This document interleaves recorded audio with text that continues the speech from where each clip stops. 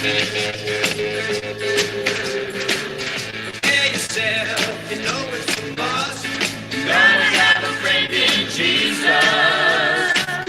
So you know that when you die, it's gonna recommend you to the Spirit in the sky.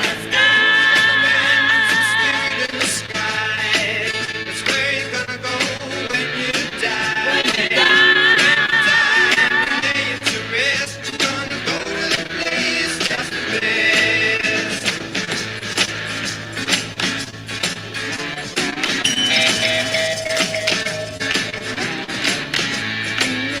Oh, the guitar solo is coming. Hit me with it.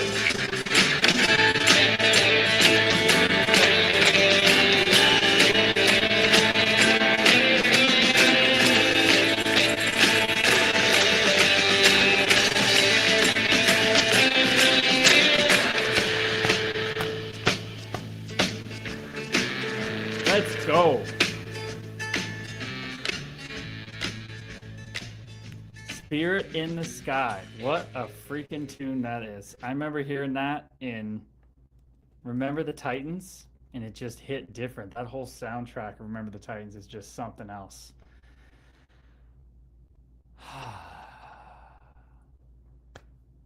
Hello there, fellow waves. We're one. And welcome in to the Love and Light live stream. The hell's going on, everyone? How we doing? How we doing?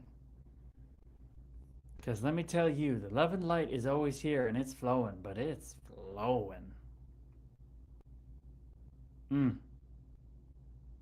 Let's check in. Enlightening Erica. Erica Lovely herself dancing over there with the little emoji red dress. Namaste, girl. We are one. Welcome in, sissy. Brendan Zen. Brother, so nice to see you joining into the stream tonight. So nice to hear from you. How the hell are you, brother? Let us know. Tommy Yo, listening now. Home in half an hour. Let's go. Tommy Yo's checking in from the car. Gotta love that. Tuning into the Love and Light while driving. We got a couple fellow waves coming in on Instagram in and out. Anybody on Facebook yet? Gotta make sure I check on Facebook a little bit more. And then we got TikTok's been buzzing lately. We got the clips coming and people are resonating. Got people jumping on the live stream. Mike Doucette, we are one, brother, says, what do you know? What you do know that you don't play hockey, sir? What? What do you know that you don't play hockey, sir? What do you mean, fellow wave? What do I know?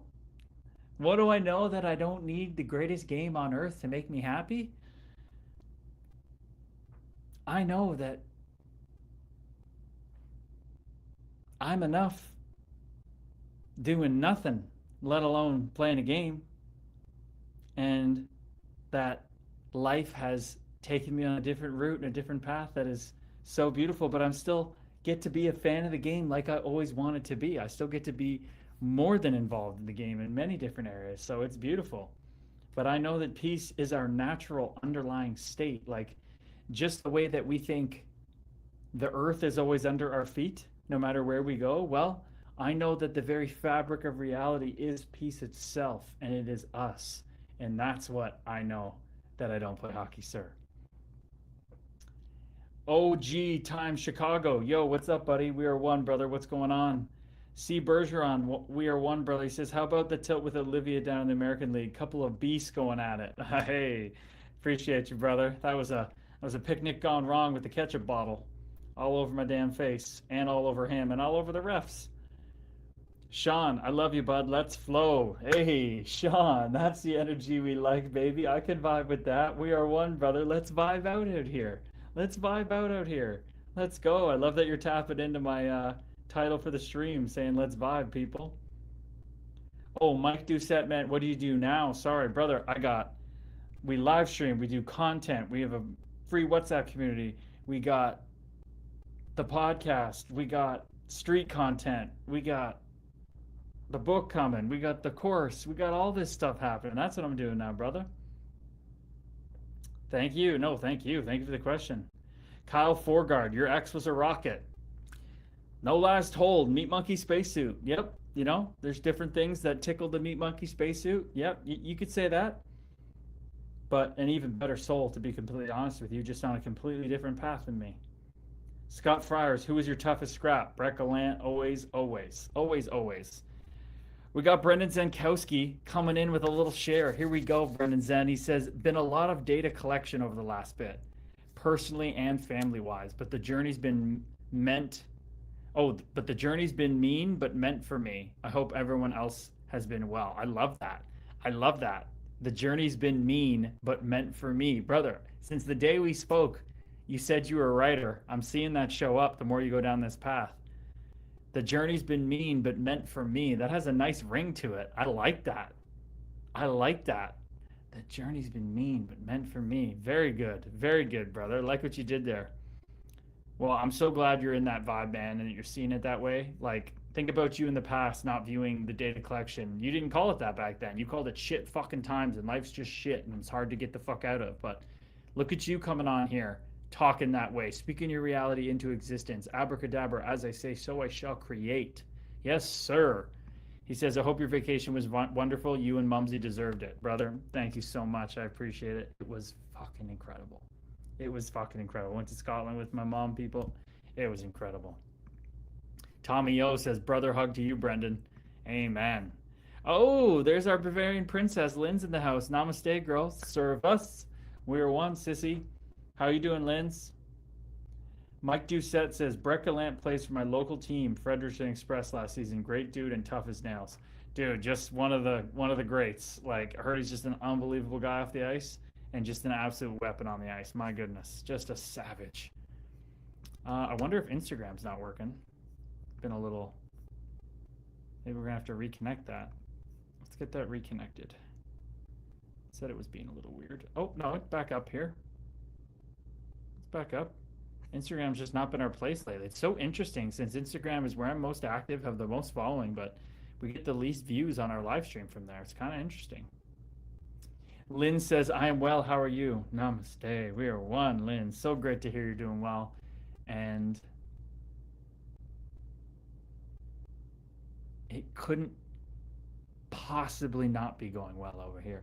And I don't say that out of arrogance. That's not coming through of like, I have this and then I'm special. It's like, I genuinely am experiencing that there couldn't possibly be anything ever wrong. And I know that's wild for our meat monkey spacesuit to think about, but my mind, the mind that doesn't exist,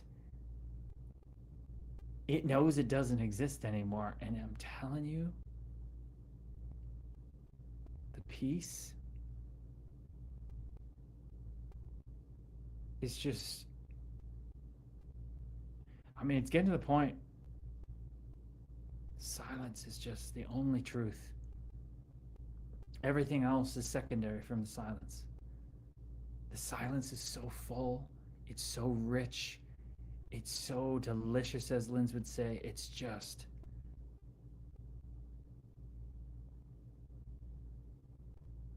I'm just not doing anything anymore.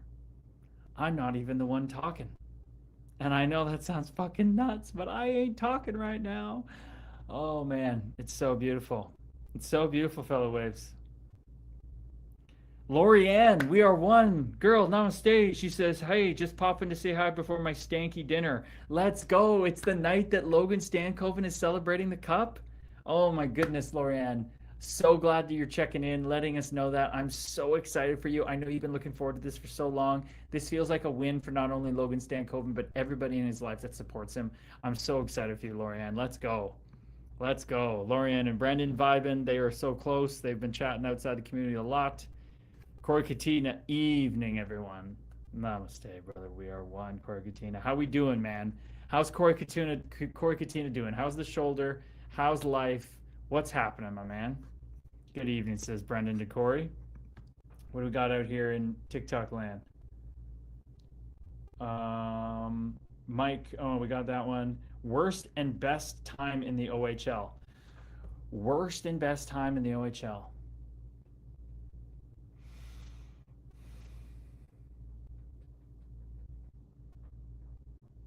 Probably the worst time in the OHL was my second season, when I was just trying so hard to make it work but I didn't know it at the time. But I was data collecting like a motherfucker. I was learning what it was like to play at that level. I was an 18-year-old, so third year in the league age-wise, but I was really a rookie, and I was trying to fight for the first time consistently. I had my 10 fights, which was the maximum, but I lost 9 of the 10, and I was just kind of irrelevant. I had 17 points, not bad for fourth line minutes, really not bad at all, but I just didn't have an impact.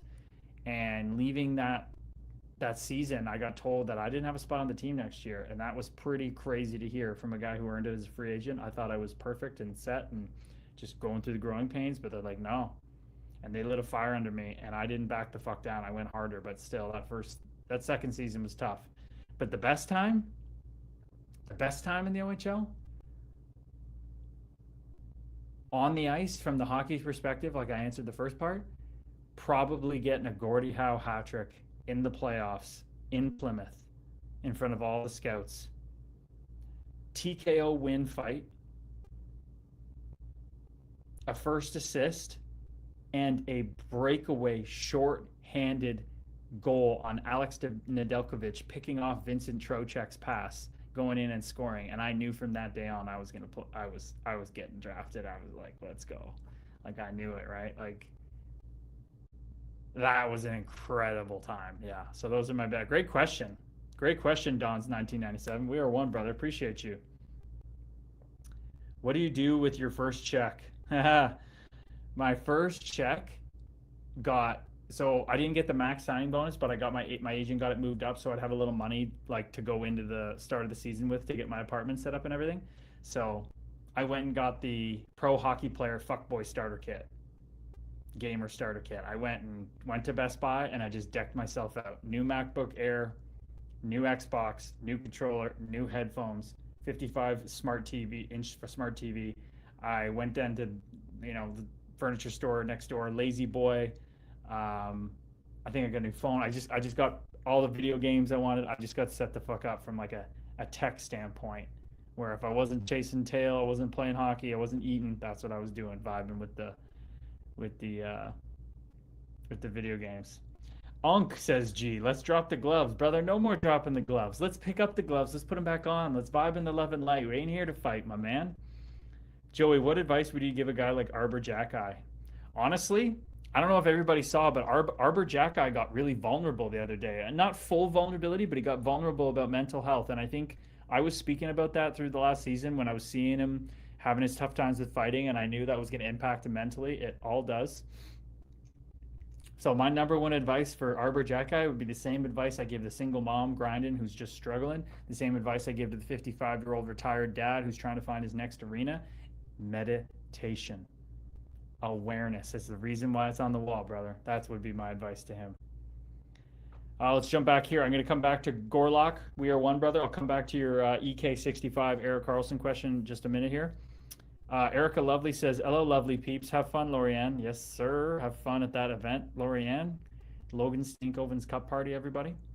Lynn says, "The green lacrosse turf has been taken out of the Bayshore today. I love lacrosse season, but the incoming ice warms my heart. 2 weeks incoming Owen Sound ice report, LOL." Man, did that summer go quick, Linz. Hey, isn't it crazy how early they start the training camp? Wow. That's that time of year.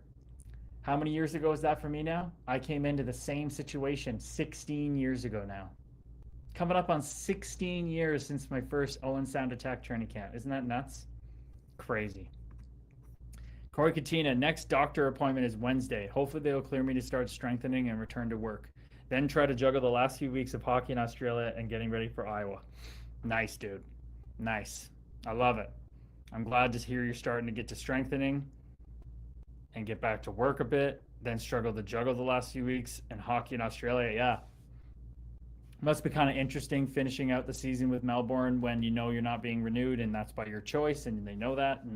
But you already got the next job, so that probably makes it feel really good too. That probably adds into you sticking your chest up and finishing the work with your team. So Corey Katina over here works for the Melbourne Ice Pro Hockey team down under. So he's leaving that job and now he's going to be the head coach of the University of Iowa's hockey women's team. So fucking A, brother. Love to hear that. Tenorio, namaste. We are one. Welcome back, my man. Says, what was your favorite cheat meal when you were playing hockey? Oh, brother. You just opened a can of worms with that question. Oh, oh, you better believe that that's detailed in the book a lot. By the way, Corey, the book's getting pushed back a lot. Don't even get me started. It's the love and light. I'm not in control. I'm just going with it. I'm not putting out a book with a bunch of typos. Got to do it right. Got to do it right. But man, where do I want to go with this? There's so many options. I said I was going to save the Mickey's Diner kind of stuff. That's pretty top end. I think I've spoken about it before. Smoky D's in Iowa. Smoky D's in Iowa. It's a clean barbecue joint off the highway. Like, oh, I put in some shift work eating food there. I put in $150 personal solo meals there. Yeah. Chicken wings, burnt ends, beef brisket, ribs, mac and cheese, potato chips, baked potato. Just keeps going, brother. Just keeps going. Let's go. I hope you feel okay, especially with the work. Amen. Very kind of you to say that to Corkatina, Brendan. Lisa Jude, welcome in, Lisa Jude. We are one girl. Wow, time sure does fly, eh, Lisa Jude? Me coming in 16 years ago. That's how long I've been on your radar, right? Isn't that crazy? Wow.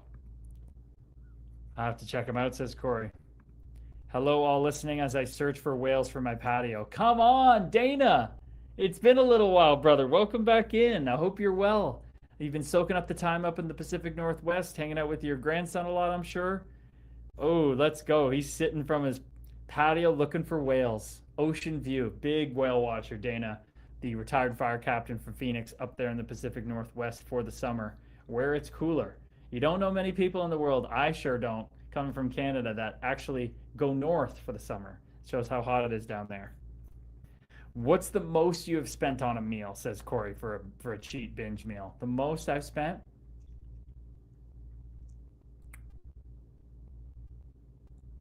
I've never been a fancy meal guy. Like, I don't care about going to fancy places. I just want the quantity and the home cooking. So probably Smoky D's. Probably 150, 160, which that's a lot of barbecue food. You know, that's not the most pricey place. That's a lot of barbecue food. So nothing crazy that way. It's because of my taste. That's what I liked. I like the quantity, you know? Yeah. Lisa Jude, yes, time sure does fly. Hope Erica's another big whale girl, hoping Dana gets to see some whales. Okay, so we're going back to Gorlock here.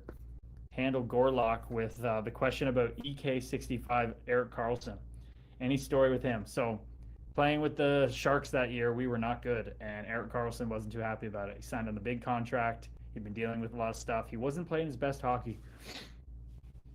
And I just couldn't believe the day I realized he always had two huge pouches of tobacco in his mouth, like permanently. Off the ice, on the ice, didn't matter. In the shower, he would also take his visor off for practice, which made no sense to me. Why would you take that off for practice when you got to wear it in a game, risk getting hit in the eye?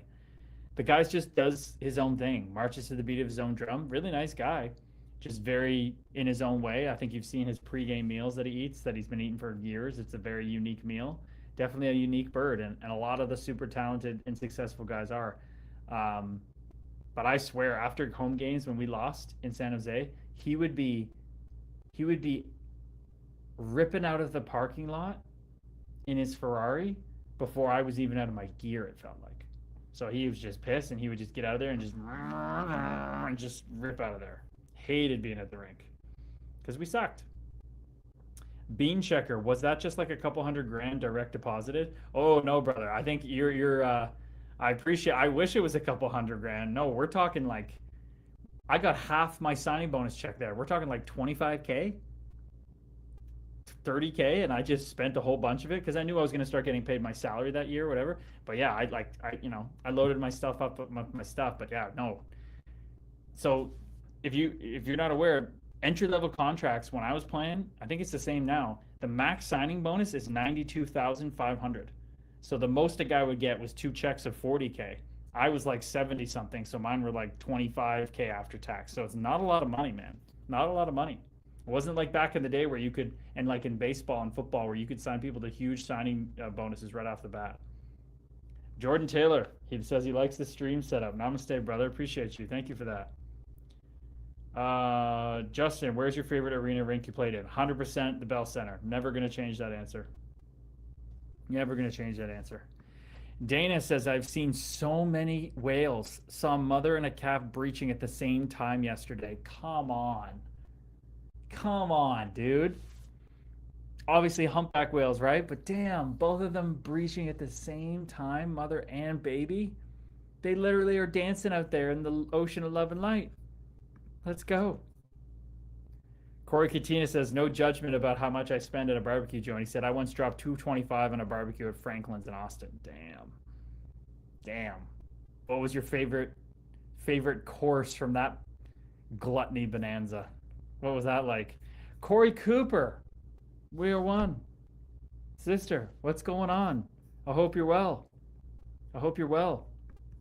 And I think this is a good opportunity. We don't have Angela here, but Corey Cooper and Brendan Zen, how are we feeling with the beta? We got you guys in there, and life comes up and gets busy, but we really wanted you guys to lean into that, but it's been kind of crazy, right? I don't think you guys have been in the course too much, so we're gonna have to evaluate that at some point. We got the 6 new people joining tomorrow, but we need people leaning into that. I'm about to be able to start. Look at that, Corey Cooper. Amazing. So you think you're going to be able, have you been waiting to start because you've been so busy and you wanted to wait until you have some more consistency? Is that kind of what the plan was? Are you going to be able to join the call tomorrow night for our first new one with the new joiners? What about you, Brendan? Let us know, brother. Let us know, because it's kind of a thing, right? When we get free access to something, we don't have as much commitment to it, right? So that's part of the struggle. We kind of knew that was part of it, but we really need you guys leaning into that course. And for example, Corey Katina has had a lot going on with his job and all that stuff too. But if we're gonna put these things off, we're never gonna make the work the priority, right? We're never gonna get that done. We're gonna have to sacrifice other things like watching Netflix or doing this or doing that. We got to lean into the work. That's the only way things change. Corey says 100% the brisket. Yeah, I hear it on that one. Hey, namaste, Sharzy, welcome in, brother, welcome in. What's going on? I need to get back there. It was so good. Okay, he wants to head back down to Austin. Is today going better than okay? Are you talking to me, Linz? Is today going better than okay? You talking to me? Because you know it's always going better than okay. Lorianne said, we did a whale tour out of Victoria and saw a whale breach with a seal. I was both amazed and traumatized at the same time. Oh, it was an orca, wasn't it? Eating some seal for dinner. That could be a little traumatizing. So, yes, Corey Cooper will be on the call tomorrow. Let's go. We're going to have a bumping call tomorrow for the beta. We have our people who are already been doing it. It could be 4 or 5 people, and then you got the new joiners. Should be able to have 6 to 8 people on tomorrow. It'll be awesome. Brennan says, yeah, I'll be there. Life hit, but we're going to do this. Let's go. Let's go. We signed that intention contract. Time to make moves. Time to get going. Sharzy says, hey, Lisa and Linz, it's been a good day. Oh, that's who you were talking to, Linz. You were talking to Sharzy about is today going better than okay. Great remembrance from yesterday, Linz, to ask Sharzy that. Sharzy, I'd also like to know if today's going better than okay than yesterday. Corey says, if it wasn't for the heat, I would 100% move there. Great food and one of the fastest growing hockey markets in the country. Yeah, you just don't like that heat, brother. Feel you on that. Well, I don't. I used to be the way you are. Now I love it. Hello, Sharzy, says Erica. Okay, back into the TikTok here. What do we got? Justin, nice. First game I ever went to was at the Bell Center. Holy shit, what a baptism into hockey did you get? First game you ever went to in the show at the best place to watch hockey on this beautiful earth? What a gift. Bruno Arcand, we are one, brother. Welcome in. He says, do you know about the LNAH League in Quebec, Canada? Of course, my brother. I don't think I'd be a former enforcer tough guy if I didn't know about the LNAH, the true craziest league there is. And yes, brother, I fought Ryan Reeves twice. What was your least favorite city to play in? See, that's hard for me because I really loved everywhere. I was not beggars can't be choosers. People would say like Winnipeg, but I fucking loved Winnipeg. Small building, crazy fans, Even Columbus, I thought was sick. Like, I don't know. I don't have an answer about the least favorite. I mean, I'm in the American League. I could say for sure Wilkes-Barre Scranton. I didn't like playing there. That was my. I'll say that was my least favorite city. Wilkes-Barre Scranton and the minors. Darren Monkman, we are one brother. Welcome in. The curve. Which curve did I use? So from starting in the OHL, I used a cane, Bauer cane, just straight shit curve. I don't, not my curve, but I didn't know any better, and I used 100 flex back then. Couldn't even bend the stick. Crazy, crazy how we didn't know any better. Nobody guiding me on what to do. Then I went to Phoenix Coyotes camp, and they gave me a Ray Whitney with a good toe hook on it and super whippy, and I was like, "What is this noodle? I can't use this thing. I can't use that." And then one summer I ran out of sticks and I started using it and I got into that toe curve. And I used that curve, that custom Ray Whitney curve from my second OHL season, which would have been my third OHL season, 2012, 2013. And I used it all the way till 2017 when I got my wrist sliced by a skate. And then I always had wanted to switch to the Drury, the heel curve, the wedge, and I felt it suited my game better, but it was such a hard transition from a toe curve. So when I got that injury and my wrist was in a brace, it was the perfect time to start using that curve. And I taught myself trying to shoot again and rehab my wrist. And then I was a guy that played off my heel the whole time instead of the toe. So I totally changed that and it was much better. So I'm going to answer that with the Drury curve. So it's like a Lidstrom without the square toe. Mitch Sense, who's the teammate you least like to be around? We're one brother. Well, I appreciate you. And gosh, that's got to be Evander Kane. Got to be Evander Kane with the amount of stuff he's dealing with, the insecurity leading to narcissism. It was very tough to be around him. Justin, who's the biggest beauty you played with and why? I always say my three favorite teammates: Jordan Bennington, Mario Ferraro, Jake Muzzin. Say the biggest beauty to me is probably Mario Ferraro, because he was a beauty in a way that he wasn't a traditional hockey guy. He was the new age guy. He was inclusive. He was loving. He was excited every day. He also knew how to turn it on and work harder than anybody, but then also in a second switch it back off to the fun mode. Like, just the biggest definition of a beauty to me. Bruno, do you still play hockey just for fun? I don't, brother. I only do Hockey Helps the Homeless events, and I don't even know if I'll be doing those anymore with all the stuff we got going. So we'll see. But no, especially I love shooting pucks. Like, that was one of the biggest draws for me, honestly, as a hockey player. Everybody just ripping pucks. And I can't do that with the wrist injuries I had, and that's why I retired. So it's not the same game for me anymore. Justin Robs, we are one, brother. He says, who's the best player you played with or against ever? Like, the biggest way too good player? Alex Ovechkin. He's the best guy I played against, and the best guys I played with were Patrick Kane and Jonathan Toews. James, share my middle name, brother. One of my middle names. Curse James Robert Gabriel. 4 first names. It's crazy. James says, hey, man, I just finished playing the OHL for 3 years. What do you think of your time in the OHL? Damn, dude. Congratulations for playing 3 years in the OHL. Congrats, dude. What did I think of my time? Well, I don't know where you played, but I played No One Sound, and we didn't have a lot of fun off the ice. So it was very regimented. It was very strict. I just trained my ass off for years and years and years. It was a lot of stress. It was a crazy environment, even though I didn't know at the time, really. But what a ride. What a rare experience. I just got so many life lessons and data collection about life in that small period of time. When your brain's forming and you're trying to figure out who you are, it was kind of crazy, man. It's kind of a shit show, to be honest. How was your time? Bruno says, what happened to my wrist? I had it broken really badly in many places when I was 15, and then I got it sliced by a skate in 2017 and cut my nerves. And then all that trauma and then the stick handling and the shooting pucks and the fighting and all that added up to just breaking it down. Because I was always chasing the next contract. I could never take time off in my mind, which is not true, but it was my mind of where it was at. Zeke, we are one, brother, says, what's up, man? Good to see you. Good to see you too, Zeke. Swamp Donkey's back in the house. We are one, brother. Welcome back, Swamp Donkey. What are your thoughts on the impact of pay to play in the minors as it is? Hurting access, you think? 100%, man. But, if there aren't people to watch the games and pay the tickets, it has to be no other way. I mean, the guys who founded this sport of hockey, they were policemen, firefighters, doing normal jobs, farmers, and they fucking sacked up and just played for free because they loved the game. It wasn't even a choice for them. They couldn't help but do it that way. So from one aspect, it's tough for guys wanting to play the game, but it's also part of the thing you sign up for. Just like with injuries, just like with the cutthroat nature of hockey, you sign up for this shit. You sign up for the hard workouts and the tough life. So I think it hurts access, but I think it's just the way it is, baby. And you can't fight the way it is. You can't swim upriver. Are you like the other enforcer and hate fight in hockey now?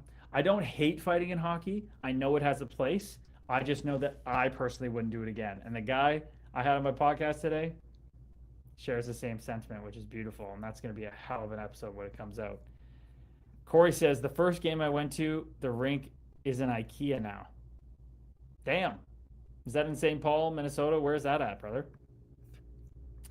Lynn says, OHLer in the chat. Who? Okay, so James, we have a big-time OHL fan here with the Own Sound Attack. She's wondering who you are. James who, if you just finished playing 3 years in the OHL. She'd love to know, brother, if you're still around. Oh, here he is. Right as Speak of the Devil. He says, Lindsay says, awesome, man. I played in Sarnia for all 3 years. My biggest takeaway was being with my brothers 24/7. Hey, man. That's what we miss about the game. We don't miss the playing. People ask everybody, do you miss the game? It's like, no, I miss the guys. I miss the boys. I miss the locker room. And that's why, James, we're building a program. Well, we built the program and we're testing it called The Next Arena, Living from the Zone, because that's what people miss. People need to find their next passion after the game. And we don't do that, and we don't heal and grow in isolation. We do it in a community. So we have the locker room community to replace the boys that you just lost. And instead of it just be the boys, it gets to be women, men, young, old, non-binary, can be anybody. And you have a whole new community that's, in my opinion, much more beautiful than ever a hockey locker room can be. So James, we'd love to know your last name. I'm sure Lynn's our resident OHL reporter here, though, is already searching the Sarnia lineup to see who played 3 years in Sarnia, and his name was James. James Barr, there it is. James Barr. She already figured it out, she said. So, dude, the course, we're beta testing it right now, but we're going to launch it October 1st at a founder's rate. And we'd love to have you, man. You are exactly who this course is built for. Everybody is, of course, but we're trying to niche in, obviously, to hockey. You would be an amazing guy to join our course, man. Join our training community, our program. I promise you, if you did that with the same intentionality and the same focus you put into being a hockey player, within just under 3 months, you'd be a different human being. And you'd have grown so much. All the lessons I've learned have been put into that course to meet people where they're at, to have the community and growth place that I would have needed when I retired. So, brother, it's already done. I feel like he's already in there with us. Tenorio, what are your hobbies now that you're retired from hockey, other than streaming, writing the book, and meditating? That's it, brother. If I'm not cultivating my offerings to turn my story into service to others, the only other things I'm doing are preparing to do those things, like all the back end little tedious things you got to do, eating watermelon, meditating, reading spiritual stuff, watching spiritual stuff, talking with people. I don't do anything else. My life is a hobby now. My life is the gift. And it's just never a dull moment. I don't even know what boredom is. Corey says Bloomington, the old Met Center and the IKEA in the parking lot. Oh, okay. Bloomington, all right. In typical Lynn's fashion, she figured it out, Detective Lynn's. Tommy Yo in Newmarket says, my buddy's dad played for Minnesota and always talks about running around playing in the Met as a kid. Oh, look at that, Corey Katina. That's pretty dope. Who was it, he says? Corey Cooper says, after years of data collection and soul searching, I believe I have earned an offer for a job that is not only going to help me live a more stable life, but also do meaningful, life-changing work. Holy shit! This community has kept me strong in ways I never could have imagined, but undeniably needed. Thank you, Love and Light Lovelies, for all the love and light. Oh my goodness. Holy shit, what a message. We are clipping that and putting that on the frickin' gram, all over social media. Corey Cooper, we are one, fellow soul sister. What a beautiful message. I'm so happy for you. After years of data collection and soul searching, I believe I've earned an offer for a job that is not only going to help me live a more stable life, get out of fight or flight, start paying back debt, but also do meaningful, life-changing work. Thank you. Let's go. And you say, thank you to the community for keeping me strong in ways I never could have imagined, but undeniably needed. Thank you. Love and light, lovelies, for all the love and light. Oh my goodness gracious, my heart is bursting for you, Corey Cooper. Oh, what a beautiful, powerful share. Oh, I'm so happy. Damn. Damn. What a message. That just came out of nowhere. Yay, Corey. Look at everyone shouting out for Corey Cooper. This is amazing. Amazing. Let's go. That is so wonderful, Corey Cooper. Let's go. Everybody is just so fired up. And she says, thank you guys beyond measure. Amazing. So everybody in TikTok who's watching, this is the kick stream. This is where we do our majority of our love and light vibing, okay? So the TikTok's up to reel you in, to get you into the community here. So James, saw that you follow on TikTok. We got to get you over to Kick now. Super easy. Look up Kick, make a login, free, it's easy. Search up my name at Curtis Gabriel and get the hell in here, brother. Way more opportunity to type, way more focus, way better view. Get to share the screen and watch stuff together. So we need you over here, brother. Everybody on TikTok we need over here. My goodness, Corey Cooper. So happy for you. Dana says, did anybody else watch the show about Burning Man? I did not. Is there a documentary on Netflix or something about Burning Man, Dana? I would love to hear what you think about that. Dana's just watching this guy's spiritual journey unfold is so amazing, dude. What did you think about it? I haven't heard about this. If I come up missing, says Chersey, put Linz on the case. Detective Linz. Oh, this is so great to hear. So great to hear. Good time to have the name Corey. Seriously, Corey Katina. Corey Katina and Corey Cooper, both absolutely breaking through in their lives before they even started really the next arena course. This is incredible. Thank you, Corey Cooper. You guys are so beautifully spreading love and light. Oh my goodness.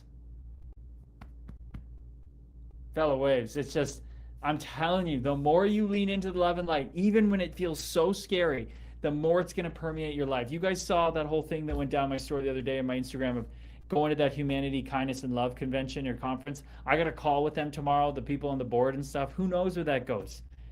It's just, when you start to just realize that you are this love and light, all you'll start to see is love and light. You'll just start attracting it in every way, shape, or form. You won't be able to keep it off you. Love and light will stick on you like white on rice. Seriously. It's so powerful. Ryan, we are one, brother. He says, shout out from Owen Sound. Congratulations on all your success, brother. Thank you so much for the love and light coming through you. I appreciate you, Ryan. Let's go, baby. I'm in Owen Sound right now, across the street from Metro at the Sweet Spots. I'll be moving out of here at the end of this month, though, and moving to Toronto. So going back to the big smoke. Patrick Bateman, are you the guy that fought Reeves? Well, there's many guys that fought Reeves, but yes, I'm one of them, brother. Zeke says, how can we fix the way hockey is going now? Rich man sport, it seems. I agree, brother. And hey, AI is going to help with that. AI is going to make money a totally different thing in this world. So I think beautiful times are coming for all of humanity in that way, where access to things is going to go down, hopefully, as long as we stick together and we see that we be the change we want to see. Stevie B says, I do the San Jose Police and Fire Skate during the week. We suck, but we love it. Fuck yeah, dude. It don't matter about how good you are at it. Are you having fun or not? That's what the game's about. Michael Babwrench. That's a handle. We are one, brother. Welcome in. He says, did you smoke when you played? I played in the SP and I did, LOL. Oh, congratulations, man. Playing some Southern Pro hockey. But I did not smoke. But I did get into the weed edibles. About 2020, in the Lehigh Valley Phantoms organization, I got into them weed edibles. My goodness, did I ever. Bro Tulk, what's your top 5 enforcers of all time? Holy cow. Top five enforcers of all time. Haven't had that one in a while. I mean, I have to put Brett Gallant number 1. I just do. But that's my bias, right? Just strictly, I look at just strictly who is the least person I'd want to fight and who is the person I think would win the most fights out of anybody against anybody out of 100 times. Like if you took Brett Gallant and put him against Bob Probert 100 times, Milan Lucic 100 times, all these different people 100 times, I think he's winning more than 50 times. He's always going to win more than 50. So for me, it's Brett Gallant, number 1.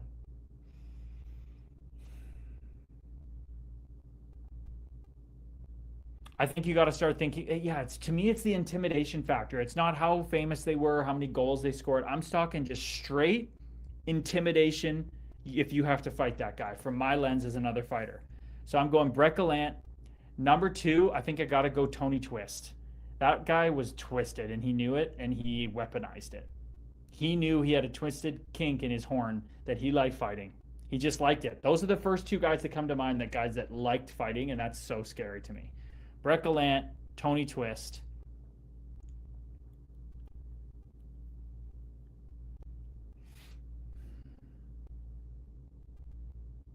Who's coming through?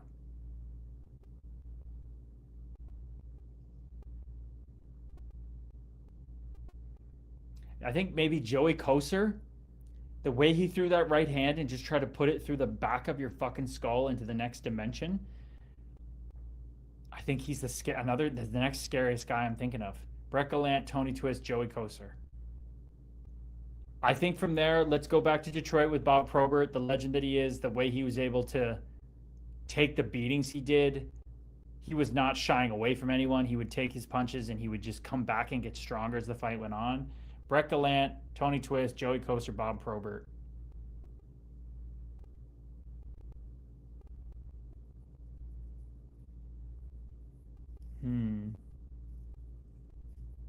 Brett Gallant, Tony Twist, Joey Koser, Bob Probert.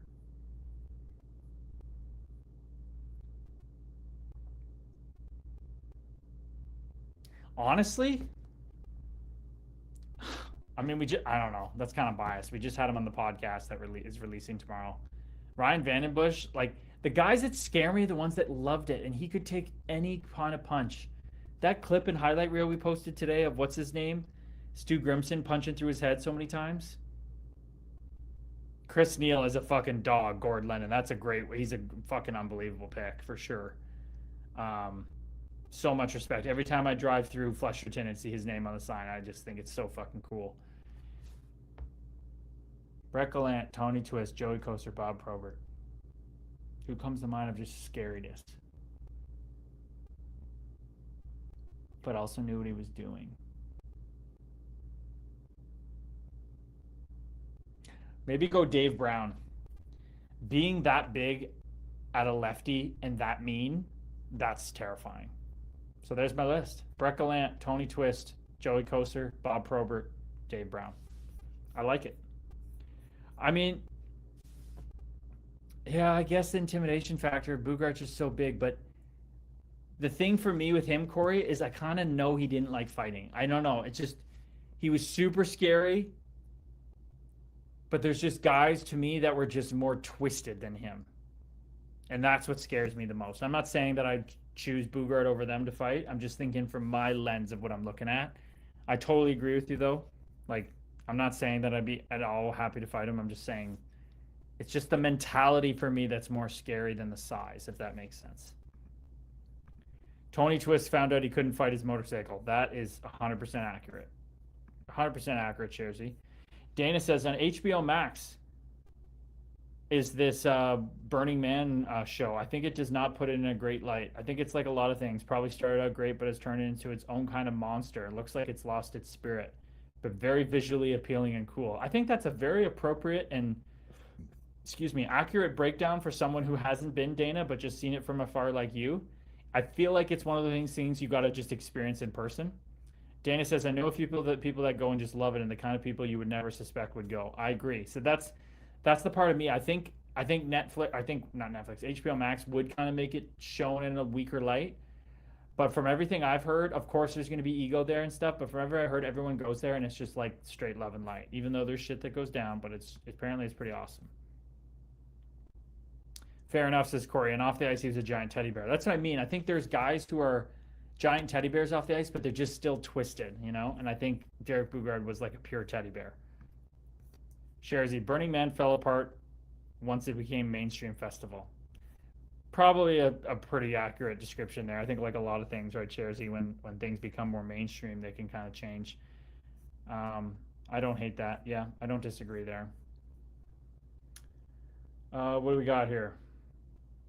Holy messages coming in on TikTok. Let's go. Derek Turnbull. We are one, brother. Hey, Curtis, I'm not sure if you've heard, but the hockey world just lost a huge fighter to cancer. No way. You can check it out on his page if you want. Maverick Turnbull Foundation. Oh, I'm sorry to hear that. Is that your brother, Derek? I'm sorry to hear that, brother. If it is, my condolences, man.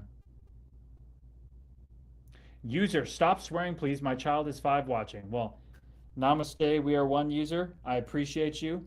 I would highly recommend, if you don't want to hear that, then to not watch the stream. I have no problem with that. I'm just gonna be me. I can't help but be me. Koser was a beast. He sure was. Grimson, fucking scary. Yeah, user. I'm not gonna stop. Anyway, okay. I'm just gonna ignore you now. Huh. What would it like with the Leafs? Fun times or no? Intoxicating. Everybody likes to answer that. Intoxicating. Too much so. I got really sucked into the idea that I was going to come in and be this just spark plug passion injected into the Maple Leafs fan base and team and just bring back that Darcy Tucker mentality, but didn't happen. Didn't happen. Oh, Jesus. Derek, I'm so sorry for your loss, man. Everybody, Derek just shared that it wasn't his brother that passed away to cancer. It was his son at 3.5 years old. Brother,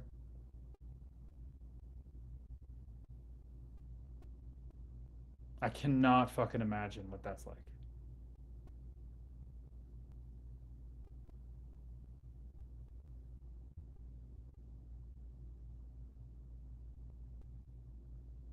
It's one of those things that just makes you scratch your head to the point of probably wanting to dig a hole through your head. You're scratching so hard of what the fuck just happened and why. So I can't imagine, but I'm thinking about you, Derek. I'm thinking about you. Thank you so much for coming on here and being vulnerable. Yeah, man. That's oof. Our condolences for sure. Sending love to Derek. What a tragedy. I'm so sorry. Getting lots of love out here, Derek. Whew.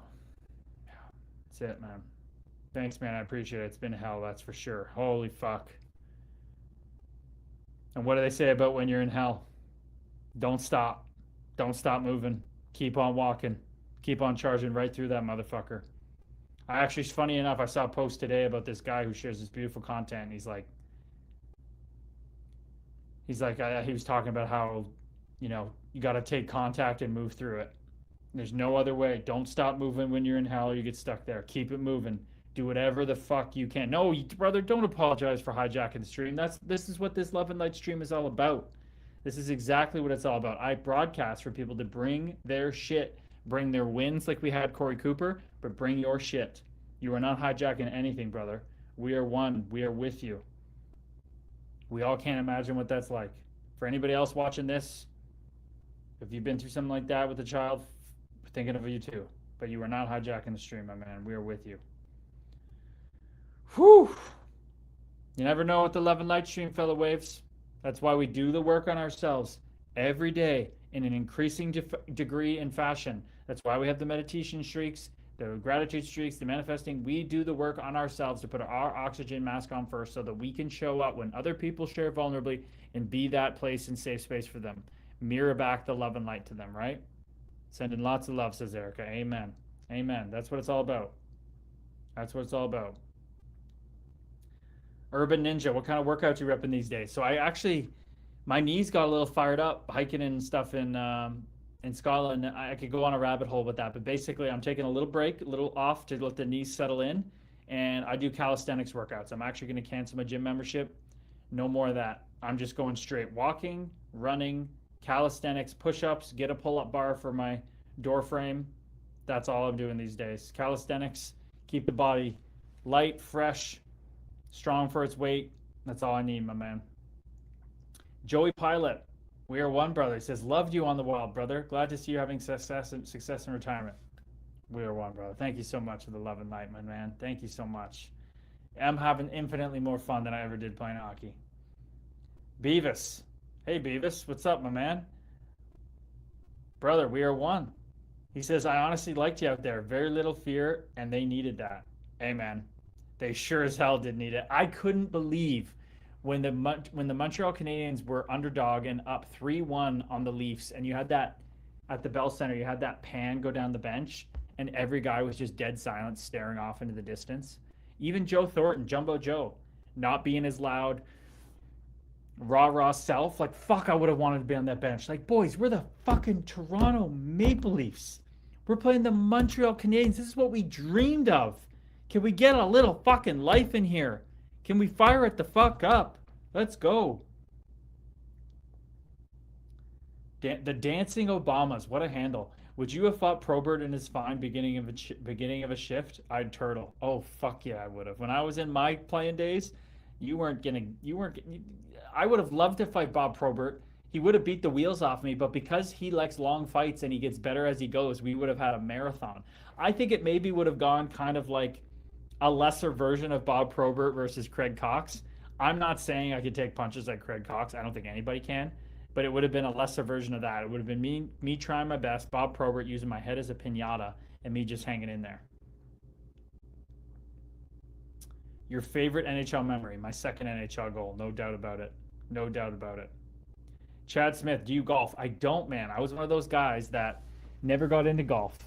My dad would take me to the batting cages, and his favorite sport was baseball, and I got really into baseball quick. But then when I was in the batting cages, he'd go and hit some balls at the driving range, and I'm like, he'd invite me to come, and I'd be like, nah, I'm staying to hit balls. So I never got into golf. Dripshorts.ca, we are one, brother. He says, Curtis runs Zach Bogosian's show. Hey, just on that one night warm-up I did, but not another time. Alex Companion, we are one, brother. Welcome in. He says, did you have any crazy superstitions before playing a game?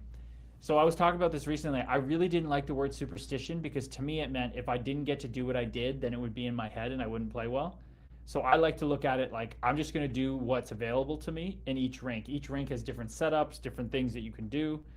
But if I had a choice of one thing I would get to do, it would be blasting my tunes, doing my dynamic warm-up, stick handling with my headphones on, and then blasting my tunes. Stick handling to kind of vibey AC/DC rock music, but then hitting the tunes, doing my dynamic warm-up, listening to like 50 Cent, rap, aggressive, high energy, then into electronic house and getting really jacked up and like turning into that guy who could go out and fight people.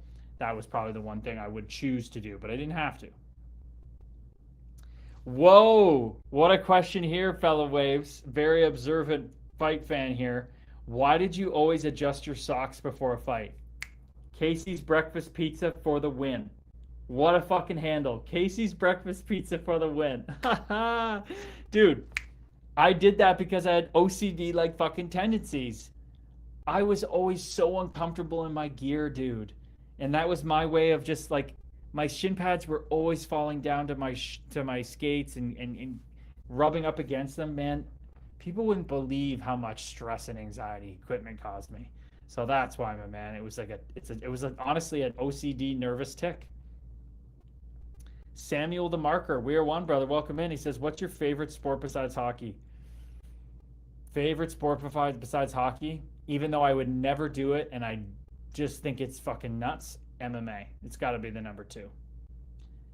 Emmett Guy, we are one, brother. What's going on? He says, what's up, Curtis? Just ordered the book you sent. Hope all is well, brother. Let's go. Let's go. Is that the Surrender Experiment? Am I right on that one? Is that the one I sent you? Because if it is, fucking A. Samuel the Marker says, hell yeah. You like the MMA too, brother? I love that. What do we got? No more membership. Yep, no more Y for Gabertron. Arizona Dana says, did you ever cycle? You were kind of built for it. I am kind of built for it, eh, Dana? But I think the legs are almost a little too long. I did not cycle much. That I could rip on the bike, but my thing I'm built for is marathon running. I'm built for long distance running. That's what my body type is. Dana says, most time in a fight, just have to show up and not get killed. Amen. Amen. Brian McGrattan echoed that today on the pod. He just says he has so much respect for anyone that just stands in there. It doesn't matter how it goes or who you are. Rumor. Namaste, brother. Welcome in. How we doing, Rumor? Hope you're doing well. Dripshorts.ca. Did you ever fight Boko Mama? I did, and it didn't go super well. He did the arm move to me, and I fell over right away. We had some I've said it before, and I'm gonna tell him it if he comes on my pod. I reached out to him for the podcast the other day. I'm gonna tell him to his face. I'm gonna have to that. I thought you were the most disrespectful player on the ice I've ever played against, to be completely honest with you. So I did, but Not a huge fan of that guy on the ice, as I really like to separate the man from the player. I heard he's just an incredible human being. We actually had a person on the live one time be at an autograph signing with Boko Mama in Wilkes-Barre and put him on the camera on the phone. So I love the guy, but on the ice, don't love the guy. You know what I'm saying? Matt Herbert, did I ever fight John Morassi? No, and thank fucking God I didn't. Thank fucking God I didn't. I've met him since retiring. That guy's a different breed. Let me tell you, we were respectful, but let's just say he's not a fan of the gay community, and that's always a very interesting thing around me, right? Linz, will we mention you to Ken? We will mention you to Ken at the home opener. Thank you so much, Linz. Yes, get talking. That completes the circle. I know you and Lisa Jude. Then I knew Ken. You guys know Ken. That completes our little triangle there. Oh, rumor says thunderstorming terrible here right now. Got my doggy up here with me because she's scared. Oh yeah, the doggies don't like that. Our dog Piper is petrified of any sound out of the ordinary. So, rumor, where do you live again, brother? Matt Herbert says, I'm from Prince Albert, Saskatchewan. Lots of tough Raiders made it to the NHL. Oh, fuck yeah, they did. That's a tough place. Casey's breakfast pizza for the win. Do you have a good story from when you won in junior? Well, I didn't really win. I was on the team, but I didn't really win, right? My favorite story from winning, honestly, this shows you how much I was involved with that team. My favorite story about winning in junior after the championship was going to the Mem Cup, and us three rookies, Greg Stager, Braden Rose, and me, had to share a room. They didn't want to get an extra room, so instead of putting two of us in one room and one in another room, they put three of us in one room with two beds, and they wheeled in a cot every day, or had the hotel wheel in a cot every day, and we had to play ones and twos to see who got the cot every day. And for 10 days in a row while we were there, the one guy, Braden Rose, never lost. He got a bed the whole time, and me and the other guy just switched back and forth being in that cot. That's the funniest thing that stands out to me. Emmett Guy just disconnected from the stream, but came back to it. Yes, the surrender experiment. Close. You said surrender experiment or surrender experience, but yeah, dude, the surrender experiment is a fucking life-changing book. And now I feel like I'm living the same thing that he has in that book in my own way. Truly. Trey Playmaker, we are one. Welcome in, Trey Playmaker. What's going on? See if there's anybody else tuning in on user. Do you know anyone on Laval? I used to. Now that player has gone to Europe, but I knew Brandon Gignac, but he's not there anymore. Corey, right? You're the stats guy. You're the analytics guy here. The odds of winning 10 straight is so crazy. Like, it was Corey. We had guys come into the room by like the 4th, 5th, 7th, 8th, 9th, 10th. We had guys come into the room every day to know what time's the fucking ones and twos. We got to see if this keeps going. Like, it was crazy, and that's how I ended up getting flipped out of my cot by Jamie Devane. One day we were sleeping, and the vets. One of the guys knew Jamie Devane, who's playing for the Toronto Marlies at the time, huge heavyweight, came into my room and flipped me out of the cot. He didn't even know me. Just fucking bullied me and owned me. Above Heights, we are one, brother. Welcome in. He said, "Did you ever fight Cassian?" I did fight Zach Cassian, and I always had trouble with lefties. I fought him in Edmonton for the first win of our 13-game win streak, and he loosened my front tooth. And thank goodness it's solidified up. It rooted back down. But he drilled me with a good left. Lynn says she loves the cot story. Oh yeah, people love that one, Lynn. That's a unique one. It's a unique one. Yeah, Corey, do the math on it. Do the math. It was. I don't know if it was maybe okay. So it was 10. I say 10 days because I think we were there a week and a half. I think that makes sense for the Mem Cup. Yeah. Yeah, it was a week and a half roughly. So 9, 10, whatever, 11 days. Never slept in the cot. So fucking crazy. That's got to be like way crazier than winning the lottery or something. Maybe he had something on us. Maybe he figured out how we played ones and twos and he cheated the system or something. Who knows, right? I don't know.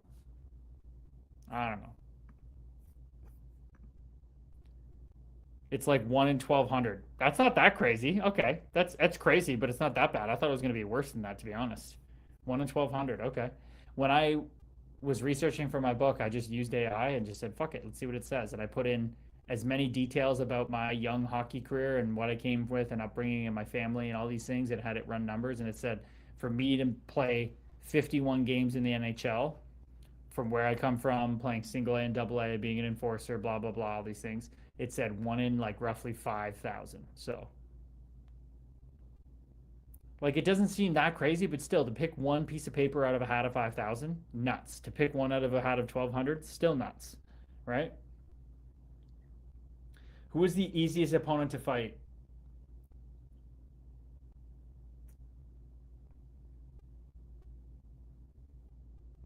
Honestly, probably. I don't know. That's kind of. I'm gonna hopefully have him on the podcast soon. Am I gonna get away with saying this? I don't know. I was never scared of fighting Kale Kessie.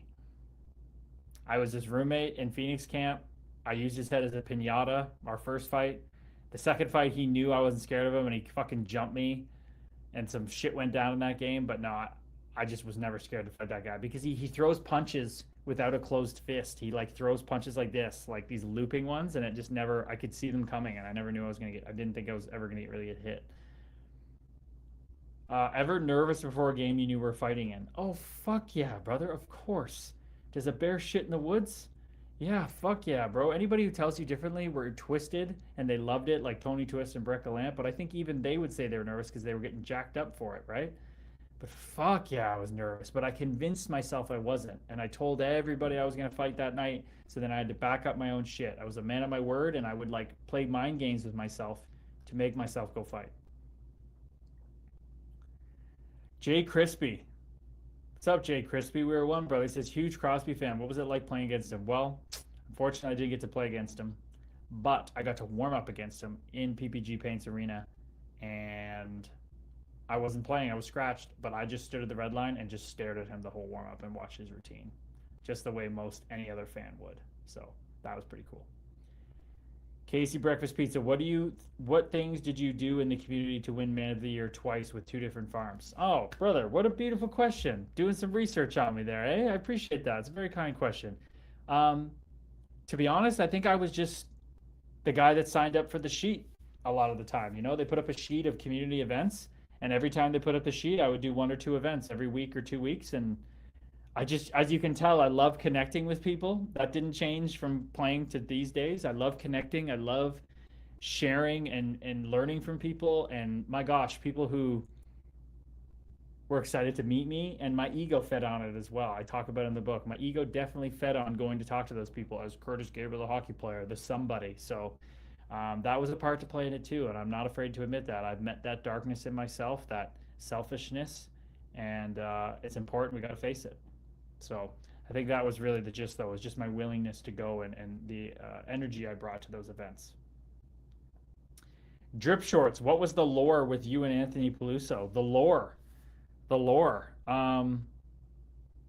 I guess the fact that I was playing my first NHL game against the Jets, and I thought they were going to have both Chris Thorburn and Anthony Peluso in the lineup. They didn't have Peluso. They just had Thorburn, so I fought him. But then for the next game, I'm out there in morning skate, and I look over, and I feel this presence, and it's Anthony Peluso in a black sweater with his hoodie up. I had him on the podcast for the second episode. He didn't even remember doing that, he said. He said he was probably in a grumpy mood.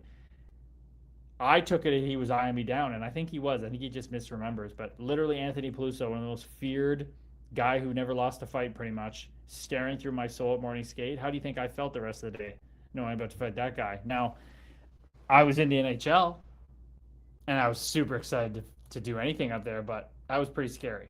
And then he came after me first shift right away. And I wasn't used to that. Usually I was the guy going after people, but he came after me, and that was scary. Above Heights, do you remember the Lucic fight? How the fuck do you think I wouldn't remember that fight, brother? I'm so happy you asked me about it, but how the fuck would I forget that fight? Guy's my hero. I fought my hero. Larry the Lobster. What a fucking handle, Larry. Snip, snip, brother. What's going on? My fave player when you were in New Jersey. Brother, thank you so much for the love and light. I appreciate you. The fans in New Jersey were so good to me. That's why it was so much fun there. What leagues and what teams did you play for? I played in the OHL, the AHL, and the NHL. I played for the Iowa Wild, Minnesota Wild, Binghamton Devils, New Jersey Devils, Lehigh Valley Phantoms, San Jose Barracuda, San Jose Sharks, Toronto Marlies, Rockford Ice Hogs, and Chicago Blackhawks. Did you ever fight Paul Bissonnette? I did not. Paul Bissonnette talks about having one of his ACLs just sliced and just shredded and still playing on it late in his career. I played him in one of those games, and he wasn't that active. There was no reason for us to fight. Didn't talk to him either. It was interesting though. He wasn't biz back then yet, not really. Casey Breakfast Pizza for the win. Is Junior going to change with the agreement between U.S. and Canada small market teams? Are you talking about like the no eligibility problems and stuff? But yeah, I mean, I think the game has already changed. The game's completely different than before that happened. Sharesy says on Kick, Kale Kessie always looks brain dead. Yeah, man, he's a different bird. He's for sure a different bird, and he definitely has that blank stare on his face. Caitlin Cush, I saw you here on Instagram, girl. Hope you're doing well. What's going on? Come on over to Kick when you get a chance. Oh, Jaden, you've been missing some hockey talk, brother. Some fighting talk. How's it going, my man? Good evening to you. How's it hanging for you? Rumor said if you lined up against Bob Probert, would you have even chirped him? 100% no. I wouldn't have needed to chirp him. Well, who knows? Who knows how he acted on the ice? Some guys, maybe he was a dick on the ice. He had that mean look to him, but I think he was he seems like a stand-up guy anyway, but no, I would have tried to fucking hit somebody if he didn't fight me. If he said no, I would have kept hitting people until I said, Mr. Probert, can we get in a fight now? I'd be so respectful. Kale Kessie, he's always got to celebrate and not getting knocked out. Seriously, I agree with you. That guy's taking a lot of damage, Sharzy. Thoughts on Adam Lowry's fighting ability? I think he's gotten one-dimensional. I think he's super tough, super long, but he just grabs on with the left and throws haymakers, which is great. It's great for a guy like Anthony Peluso, who's super strong, but I think it's left him a little exposed lately. I think he gets too rigid, and I think that's why you saw Arbor Jacki was able to manhandle him a bit. So I think I think he's pretty damn good. I think he's overall better. He'd win more fights against me. I don't know. Maybe I'd be able to beat him with the technique. I think he's got to get a little more diversified. But again, he's a hockey player. He's the captain. He plays a lot. He doesn't need to really. He just needs to grab on and throw bombs. So he's doing fine. But I think he's lost a little bit of his. He's a little rigid. That's all. Was there any times? Oh, what did you and Lucic say to each other in the box after that, brother? That's for the book. I'll wait for the book to tell you on that good stuff. Drip Shorts. Well, was there any times where there were social media exchanges planning a fight with a guy? Never. I never social media exchanged a message to set up a fight with anybody. No, sir. I think that would be sad, I think, if that happened. I don't think that's too far off the spirit of the game. No, nothing, not even talking outside the rink. None of that. Once we got on the ice, you treat it like a job and seriousness. Off the ice, we're all boys. We're all hockey players. Trey Playmaker says, shit, the Binghamton Devils, that's my hometown. Now they're in the FPHL now, named Binghamton Black Bears. Yeah. That's a legendary AHL city that doesn't have a team anymore. That sucks. He was all coked up. I wouldn't fight Probes. Well, I would have had no choice doing my job if I wanted a job, brother. Do you still play at all, Men's League alumni? I don't. I just have done Hockey Helps the Homeless tournaments, but I don't think I might even do those anymore. I don't know. Best fighter in the league right now, Matthew Olivier, Tanner Jeannot, close number 2. I actually think Tanner could beat him, but they're friends and they won't fight, which sucks. What about fighting Trevor Gillies? No, sir, I did not fight him. I had the opportunity to. He said, you ready for this, kid? I said, no, sir. And he said, okay, kid. I talked about it today with Brian McGrattan, actually. Funny you mentioned that. Do you know top tier pucks? I do not. Beavis, if that's the case, thoughts on USA group chat at Four Nations? Oh, you say were they? Yeah, well, I didn't do that. I'm not saying I did that. I don't think guys should. That doesn't mean it hasn't happened, but that didn't happen for me. But yeah, I don't like that guys are setting up fights before that. Why not just be it in the moment? Oh, Bleached Prison back in the house. Are you the same Bleached Prison as? Are you the same person as Bleached Prison Wallet, or is this a different handle? Did you ever fight Patrick McGrath? He's a fighter. I sure did. And go watch the fight. I fought him twice. First one, he absolutely popped me, and I talk about it in the book. It was a real low point. And the second time, I kind of was more prepared and did a better job. I wasn't struggling as hard. Would you coach a pro team if you got the opportunity? No chance in hell. Coaches in pro are like puppets. The GM tells you who you to play, all that bullshit. Fuck that. No thanks. TikTok to kick. No, Bleach Prison Wallet. Well, when you joined, it came up as just Bleach Prison. It didn't come up as Bleach Prison Wallet. 6'4". So I didn't see that, brother. That's why I said that. Hugh Janis, props to you, brother, for doing what you did for and in the game. All the respect. Well, I appreciate you, my man. We are one, brother. Thank you so much for saying that. Thank you so much. I appreciate that. It's very kind of you. And brother, I'm looking at a screen far away that is a little circle your picture, and I can't see from here that that's me drinking the shake. Honestly, I couldn't tell. As I look closer, I see that now. So yes, I should have caught that, but don't hold my feet to the fire too much. What do we got here on Kick? He's a little brother. He's got a little brother in Mark Lewinsky. Okay. You think he's like a mini Cal Cassier? Jaden says he's been good. Hope all has been well with you. Been meaning to tune into a stream sooner. No worries, brother. We were off for a while with my trip to Scotland, but so glad to hear you're doing well. And you know it's all good over here, baby. All the love and light over here. Worst fighter in the league at this moment? Oh God, that's a tough one. Worst fighter in the league? So a guy that like it's his job to fight and he's the worst at it? Oh, unfortunately, I'd have to say Liam O'Brien. I'd have to go Liam O'Brien. Erica says there was a guy on Friday ranting to me about hockey management. Oh, who was that, Erica? Was that the guy? Which guy was that? Was that the guy with the hat who stuck around a long time? He was really nice, but was he talking your ear off? Sharzy, I don't want a Rockford assistant coaching job. Stop putting my name in there. I don't want to do that. But if I did, I would want to work with Jared Nightingale. So if I was to do one, I'd have to go with him because he's a fucking awesome guy. Oh, Erica, he wouldn't go to me. Oh, that's too bad. Jaden, in my respectful opinion, Liam O'Brien is unironically bad at his job. Hey, look at us. We said the same one. We totally agreed on that one, Jaden. So what's your most memorable moment in Binghamton? My most memorable moment in Binghamton, probably going to the bar off the ice with the team. There's a great group of bars downtown there because of the university and stuff. Yeah, most memorable moment is just going out and having a good time with the team and just forgetting about hockey and life. Would you go Tom Wilson back in the day? I did fight Tom Wilson, brother. I was 17, he was 16, and I'm saving that story for the book. And believe me, I tried to fight him again. You think Olivier is a better fighter than Revo? 1,000 times out of 1,000, yes. How many points for McKenna this year? That's an interesting question. What do you guys all think? How many points for McKenna this year? I'm thinking, I don't think the Leafs are going to be as good as they can be. I think he had a transition to Penn State. I think he's a hell of a player. He's slight. I think he's going to struggle, especially in the beginning. I'm going to go 27 points for McKenna. I don't think he's going to be that much different than, what's his name? Easton Cowan in his first year. Like, great, does a good job, but a lot of learning, but makes some plays. What did Cowan get? Cowan at 29 points. So let's go McKenna. He might get more opportunities on the power play right away. Hopefully Cowan gets his opportunities. He had a wicked playoffs in the American League. I think he should come in and Easton Cowan should be fired the fuck up to come into camp and beat out McKenna from his ice time. If I'm McKenna, that's what I'm doing, and I heard he's a great kid. I'm going to go, let's go 30 points for McKenna then. 30 points. Not a huge year. Respect to you, my guy. Thank you so much, San Jose Jude. Thoughts on mandatory visors for enforcers in the NHL?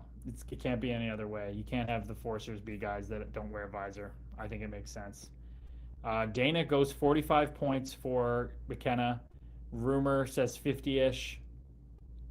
Good prospect pool full of toughness in Rockford. It would suit me there. I do agree. If I was working for Jared Nightingale with a tough team, I think that'd be a lot of fun, Sharzy, if I had to do it.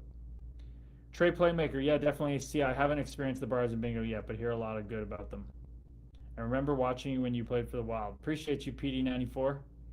Jason, hey from Manitoba, brother. Hey from Owen Sound, Ontario.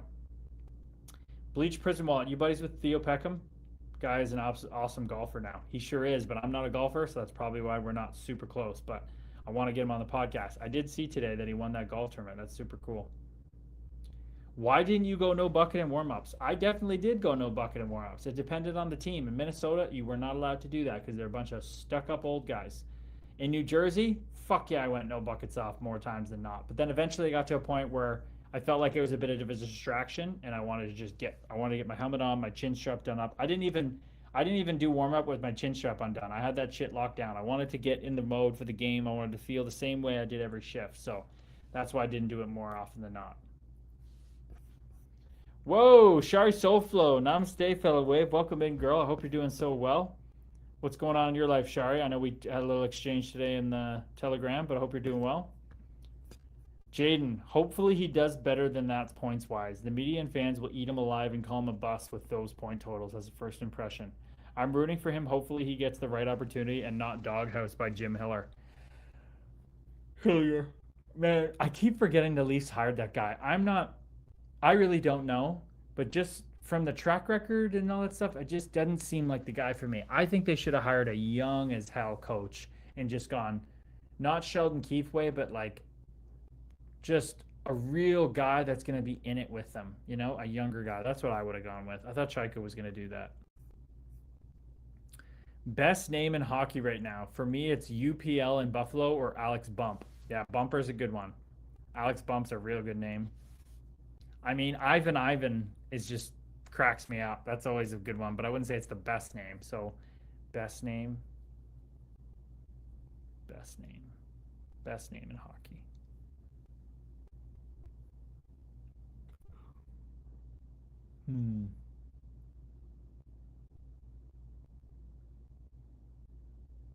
I kind of like Ritz Cracker on Dallas. Justin Riskovian.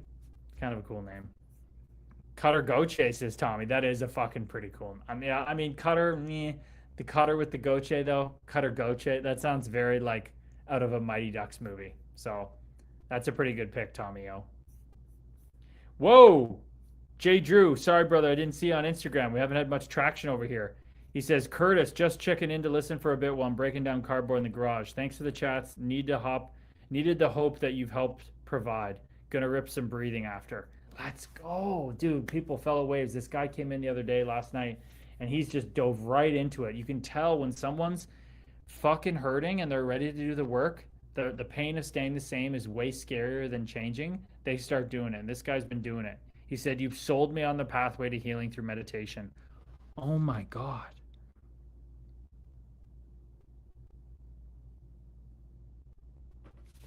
That's the first time somebody said that to me. We're going to clip that one. Did you hear that, everyone? J Drew _3, you sold me on the pathway to healing through meditation. You've provided the needed hope. And listening to while he breaks down boxes in the garage of cardboard before doing some breathing and getting back to his life. Like, this guy's ready. This guy is ready. Holy fuck, that's powerful. I've never had someone say, you sold me on meditation as a way of healing. That is the fucking most beautiful thing I've ever heard. That's the love and light convincing itself through this meat monkey spacesuit to do the work to wake up. I'm not doing shit. But in duality, to feel that and share that is so powerful. Wow. Wow. Jason, sorry if it's ever been asked and answered. Favorite rink? Oh yeah, we get that one. We get that one like 3 times a stream, brother. The Bell Center all day. Is there any limits on the amount of sticks per season in the NHL? Not for the top guys, that's for sure. For guys like me, yeah, they wouldn't like it if I did too many. But I didn't really have a limit, no. But I knew not to fuck around with that. Thoughts on Trevor Zegras? I think Trevor Zegras is super skilled. I think he's great for the game. Off the ice in his interviews and stuff, I wouldn't put him on my team and wouldn't touch him with a 100-foot pole. The way he acted in the playoffs and sulking in his stall is the real kind of what I saw in Anaheim and all that stuff. I don't think he gets going when the going gets tough. I think he gets going when he feels good, as most people do. Not saying I was any better, but the way he dominated the World Juniors when he's the man and all that stuff, I don't know. I haven't seen the grit from him, so not a fan. Sweaty Pizza. Listen to that name. That's a handle. Sweaty Pizza. We are one, brother. Welcome in. Sweaty Pizza says, are you dying of cancer, Gabriel? Gabriel on some weird shit. And then you went right to nicest locker room you were in. That's a crazy transition. To come in, not say hi or hello, ask me if I'm dying of cancer, that I'm on some weird shit, and then transition to nicest locker room I was in. That's a wild transition from you, fellow soul. That's a wild chain of events. Um, the nicest locker room I was ever in was the Rockford Ice Hogs, no doubt about it. Best locker room I was ever in. Top Dollar says, just be kind to people. Amen, brother. Just be kind. It's not hard to be kind, people. Well, it can be if we have a lot of trauma and a lot of blockages. McCausland, welcome in. Welcome in. Steve DiCarlo, what's going on Instagram? Okay, we got some good shares here. Shari says, I think many would say that, Gabriel, you got me back to daily meditation and loving again. Oh, I appreciate that, Shari SoFlow. You think a lot of people would say that? You got me back to daily meditation and loving again. I'm so thankful to hear that. Thank you so much, Shari. Thank you so much. I really appreciate it. You have been all in since joining this community. Once you realized that this was a safe space, truly, you've been just leaning in ever since. I think it's just maybe the conviction, the way he said that, of like, you've sold me on meditation as a path to healing. Just the way he said that hit different, you know? Jaden says, I agree. Definitely a fresh-minded guy would have liked better. It definitely made sense with Chaika's vision. I definitely think he thought about it, but as a new GM in a big market and making all the big changes, he decided to go with experience. I'm not a big fan of recycled coaches. I was kind of hoping to hire Joe Pavelski. Now the boys would have loved that one. Oh, fuck yeah, they would have. Austin Matthews would have fucking peed his pants if Pavelski was the coach. I think, though, don't you think, Jaden, that it wasn't Chaika's call probably? Remember, these GMs half the time are puppets. We learned that from Dubas's tenure. Now he's in Pittsburgh where he's the president and GM. He gets to call all the shots besides the owner here and there, maybe. And look how well he's doing with restocking the prospect pool. That team's set up for the long term, right? I don't know. Chaika maybe wanted a different guy, but maybe that Keith Pelly guy came in and told him what to do. Who knows? Tommy says, Jay Drew made a comment last night that hit me. I was driving, so couldn't comment. Just remembered he mentioned doing it for his kids, and it made me think and wish that I had this community when my kids were younger. Tommy, fucking yo, brother. What a fucking beautiful, vulnerable share, my man. Yeah, brother. Yes. Everything changes when we start to do this path for other people. Yes, it's early on, it's our narcissism, it's we want to be free, but when we start to get to the point where we realize we are everyone, we meditate for others, we do this work for others to show up for others. That's true selflessness. It's so paradoxical. How do I do that? I do the work on myself, but I have to keep other people on my mind while doing it? Yeah. You do the work as the greatest gift to others. Ultimately, it's done by you for you, but you don't do it alone. You do it in community. And when the going gets tough, Tony, what's our why? What's our why at the end of the day? And kids, I've got to be honest, they seem like the biggest why of all time. Sorry, I had a big hockey topic comment there. I know you're kind of into meditation, Kyle, with some people. No good, brother. Jaden, you know how it is. We bounce around, my man. We bounce around. Just feel into it. Feel into what you want to share. Shari says, Tommy, you're doing meditation now, and since you started, look at how your relationship with your daughter has changed. You're doing it. Amen, Shari SoFlow. Amen. Yes, Shari, was just about to type that, but finding the right words. Amen, Erica and Shari. Just being so supportive out here. I totally agree with you both. Tommy, man, you're so smart. You're so full of love. You just continue to wake up to how fucking awesome you are, dude. You're just going to fucking harness this shit. This course you're about to jump in with everybody. So excited to start that tomorrow. So did everybody get that message? Tommy? Oh, I guess Tommy's the only one here because the other people maybe aren't in here, right? But yeah, you get that email at 10 a.m. Eastern time tomorrow, brother. So fired up. Did you see Evander Kane on Neon Stream? I did. It was very awkward. Favorite stick? No doubt about it. TPS response rubber. Best leader you've ever been within a locker room? Jonathan Taves.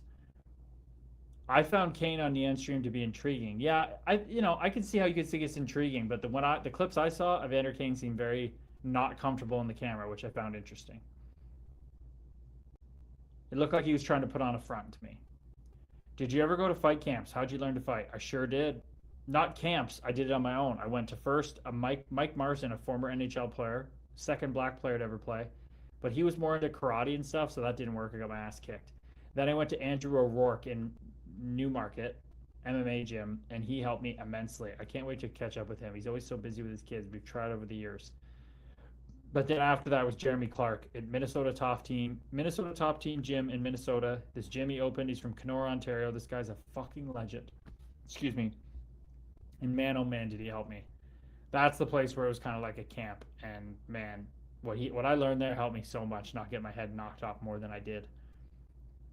Did you get into the league after the visors became mandatory? Yes, I did. You hang skates up for good? I've hung them up for good.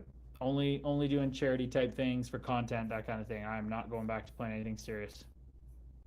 Oh, Tommy O's feeling into it. He's feeling into it. Thanks, guys. You're so awesome, Shari says. Thanks, guys. Shedding those tears. Amen, brother. Let those tears flow. Let those tears flow, brother. That's so beautiful. Let's fucking go, KG. Amen, Poppy34. Let's go, baby. What's going on? Would you have gone no visor if you had the choice? I don't think I would have had a choice. Being a tough guy, you would have had to go no visor, but I wouldn't be happy about it. I would not have been happy about it. Poppy says vulnerability is the key. Yes, fucking sir, Poppy. You're coming in with some energy. Fuck yeah, brother. I'm on that shit. Let's go. Jaden says 100% to be honest. I'm shocked he was able to do what he did so far. I thought for sure they wouldn't let him fire Berube. Apparently, Pelly really liked him. It shocks me he let Chaika make some of those calls and clear out some people. They were there for a while. It wouldn't surprise me if Pelly demanded an experienced guy, like you said. A lot of puppets. And it's all about the money. I mean, and Keith Pelly would have to show some immense self-awareness and spine to realize that bringing AI notes to a meeting and running the show when you're the president and you're supposed to hire people that know hockey because you don't know hockey, hopefully that shook him up a little bit, and hopefully he's going to let people actually do their job. How could you ever hire someone and then just tell them what to do? What the fuck is the point? What the fuck is the point? Poppy34, what's your name? Where are you tuning in from? Why is your fucking handle Poppy34? Like, let's get to know you a bit better. Stevie, namaste, brother.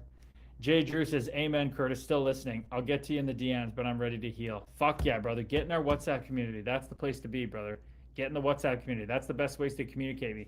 I onboard people. We talk. We get the ball rolling. Then get in the community. That's the best way to interact, because when we interact in the community, everybody else sees it. It's not just one-on-one, you and me. It's one-on-one, but with everybody, and everybody heals and grows from everybody's shared experiences. So get in the community I sent you the link for, and let's get talking in there. Okay, Mick Coslin with a share. This looks vulnerable. Here we go. Life was confusing. Had my first kid, things started to make a little bit more sense. Life had that much more purpose. I have 3 kids now. Saved my life. Listen to that, Tommy O. I know Tommy O can vibe with that, and any of the parents out here. Fuck yeah, dude. Mick Austin, you've been coming in with some great shares the last couple days. Tommy O is going to get fired up here and that. Fuck yeah, bro. Yes, sir. Oh, that gets me going. I heard from my mom. She said I think my mom said she didn't think she would have gotten through without us.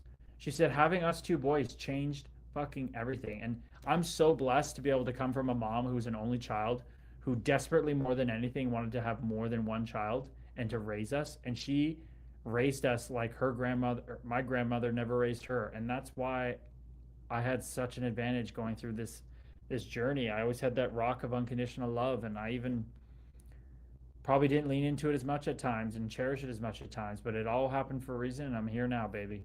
Here now, baby, and I love my mama more than anything because she is me now. I know that. I hope the respect for Sundin is there and he realizes he has an elite hockey mind to call the shots over his opinions. Ooh. Yeah, that's going to be really interesting. It's going to be so interesting to see how this season rolls out.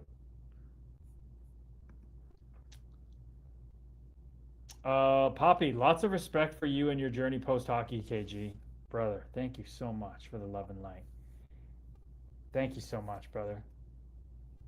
Okay, I was getting confused with this other person with the black... Who's this person with the elf emoji and the black handle? I kept thinking that was a second part of everybody's comment, but it wasn't. So you've been asking questions about the fighting. Okay, did fighters prefer to take helmets off before fights, or was it just a toughness thing? Yeah, I think fighters like taking helmets off to save their hands, but I think honestly, I like keeping it on because I'd rather have cut up hands than more concussions. So I wasn't a guy. I'd rather keep my helmet on. But back then, if you would ask me, I would have said, of course I would have taken the helmet off. Okay, Poppy's name's Dev26 from Muskoka. Big hockey Leafs fan. Oh, nice, dude. You're up Brady Leavold's way. He says, loved hearing your story of Tavares hosting Leafs hangout at the cottage. You talked about a while ago. Hey, you would like that being a Muskoka guy. Fuck yeah. What a time that was. I'm surprised that story didn't get more views. It got like 164K, but I thought it would get like a million, to be honest. I thought Leafs fans would have run with that one. Okay, elf person with the weird handle. Did you ever, or did skill guys ever tell you they felt safer with you on the bench, or it went without saying? I did have guys say that. Most of the time it came out when we were having team meetings and the team wasn't playing well, and they'd always look to the tough guys and be like, Gabe's always doing his fucking job. He does the fucking hardest job of anybody on the team. He's always fucking showing up and stepping up. So usually you would get the vibes from teammates like that. But then another time you'd get it when guys were drunk. When you're partying, guys are just like, man, I fucking appreciate you so much, what you do. I could never do it, but I respect you. That was always really beautiful to hear.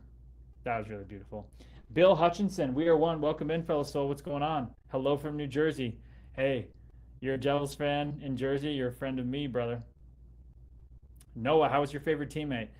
Jordan Binnington, Mario Ferraro, Jake Muzzin. Answer ain't changing. Those are my boys.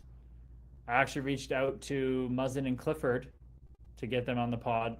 I doubt they'll want to. They're more quiet guys, but maybe they'll do it to promote it. I tried to reason that to them in the message I sent them, saying, hey, we can get you more views, more people coming to your hockey camps. But really, I don't think they have a hard time getting people to their hockey camps, being former NHLers that won a Stanley Cup together. You know what I mean? You know what I mean.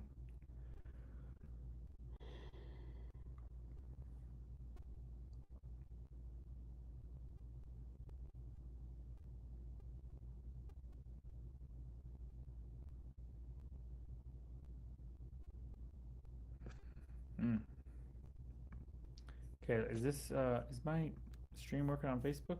Yeah, it looks like it is. Okay, good. Good, good, good, good, good. How many people we got with us on Kick? 9. Hey, Gabes. Oh, namaste, Cassidy. Welcome in, fellow Wave. What's going on, girl? So glad of you to join us on the stream. So nice of you to join us on the stream. What's happening in your world? What's up? Say hi to everybody else, too. Above heights, do the teams go out together a lot in the NHL? Not as much as you'd think, but still quite a bit. I think team guys go out more in the AHL because it's more of a younger guys league, you know? Yeah. But still in the NHL. And again, I didn't play long enough to really know either. Poppy, what do you not miss about playing competitively anymore? I do not miss the insanely hard conditioning workouts. I do not miss those. Now, the only reason I didn't like them back then was the resistance to it. Pain was going to always come with those, but the resistance made it a lot worse. I always dreaded doing them, but I always felt so much better afterwards. It's like anything on this path. It's the ego just resisting wanting to do something when there's no reason for it to resist. But that came to mind. I don't miss the team meetings. Those got old. Sometimes they could be really long. I do not miss the team meetings. Devil's Legend. The elf handle. So cool you do this. Super awesome to get answers to questions I've always wondered from a show guy.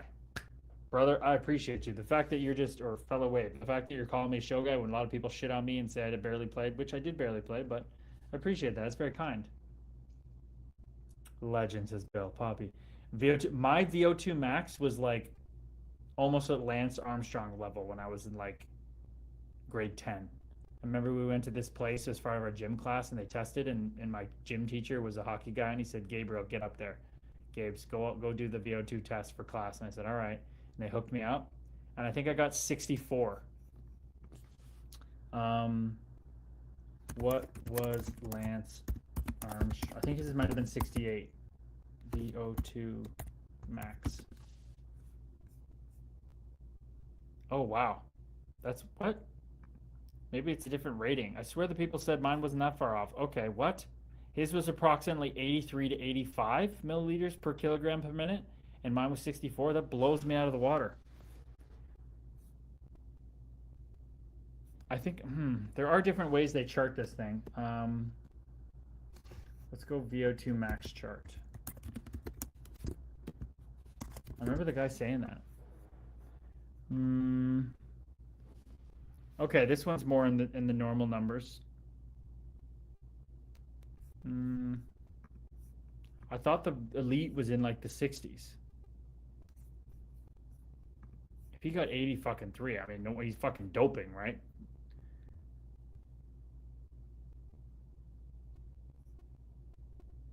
Okay, that makes a little bit more sense. So,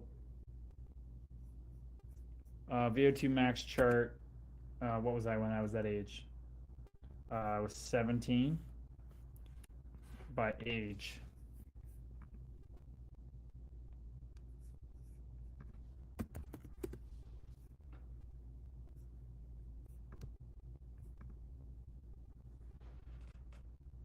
Hmm. None of them are going that low. I know the younger you are, the higher it can be too. Hmm.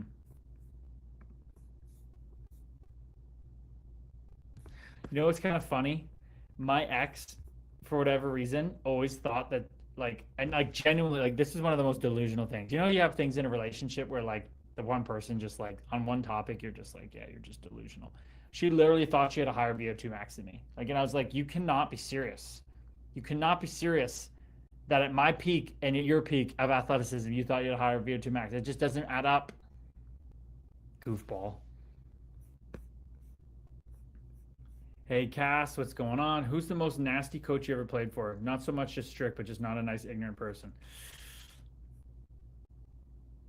The coach I had here in Owen Sound, probably. And again, he's just everybody's a beautiful person underneath it all, but he had a lot of shit over top some of his stuff, a lot of blockages. So the coach here I had in Owen Sound for 3 years. Probably was the least nice. Hey guys, says Cassidy, just working on my boyfriend's scrapbook for him. Oh, nice. That was what you came up with to do for a gift for him, a scrapbook? That is always a great choice. I made scrapbooks for my first ex. Dana, I remember seeing Clifford when Phoenix hosted the Kings, Sharks, and Ducks rookie camp and going, oh no, he is Wendell Clark reborn. Fuck, Dana. He was a fucking killer. Young Kyle Clifford was an animal.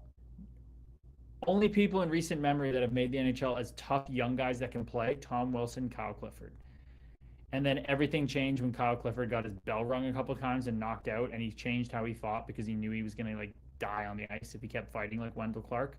But I could not agree more, Dana. He came in and was scared of no one and just chalked. And he's not overly big, 6'2", 210. He was an animal.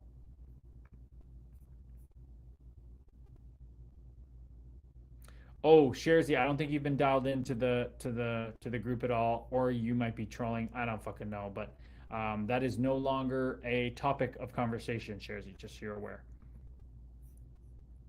McCausland says, I got diagnosed with high-grade bladder cancer at a very confusing and vulnerable time in my life, also COVID time. And my kid was the only reason I went and didn't do anything crazy or selfish when I got the diagnosis. All better now. 3 kids, chickens, and a whole new look on life. Wow, dude. You got diagnosed with a high-grade bladder cancer. How'd you get through that, brother? Did you go the mainstream route for chemo and all that stuff? But dude, that's why you stuck around. You had a reason to, brother. You had a reason to. It's all power of the mind. When people get cancer diagnoses and they just accept it, that's when the people that die. The people that go, fuck that shit, and they use the power of the mind. Man, the power of the mind, like, it's all mental, people. You could do anything. It's so crazy. No worries, Sharzy. All good, my man. No worries. You've been busy. You've been running around. Sharzy, was your day better today? Lynn's asked you all that time ago. Was your day better? Let us know. Um, Luke Chason Music, what's going on? I messaged you way back in your attack days as a young athlete. Appreciated you responding. Oh, brother. I appreciate you, man. I love mixing it up with the fans and talking to people. I had no problem doing that. Do you think tough guys can still make it, or the breed is fully dead now? No, I think they can, but you got to be able to play. I think the game has come full circle.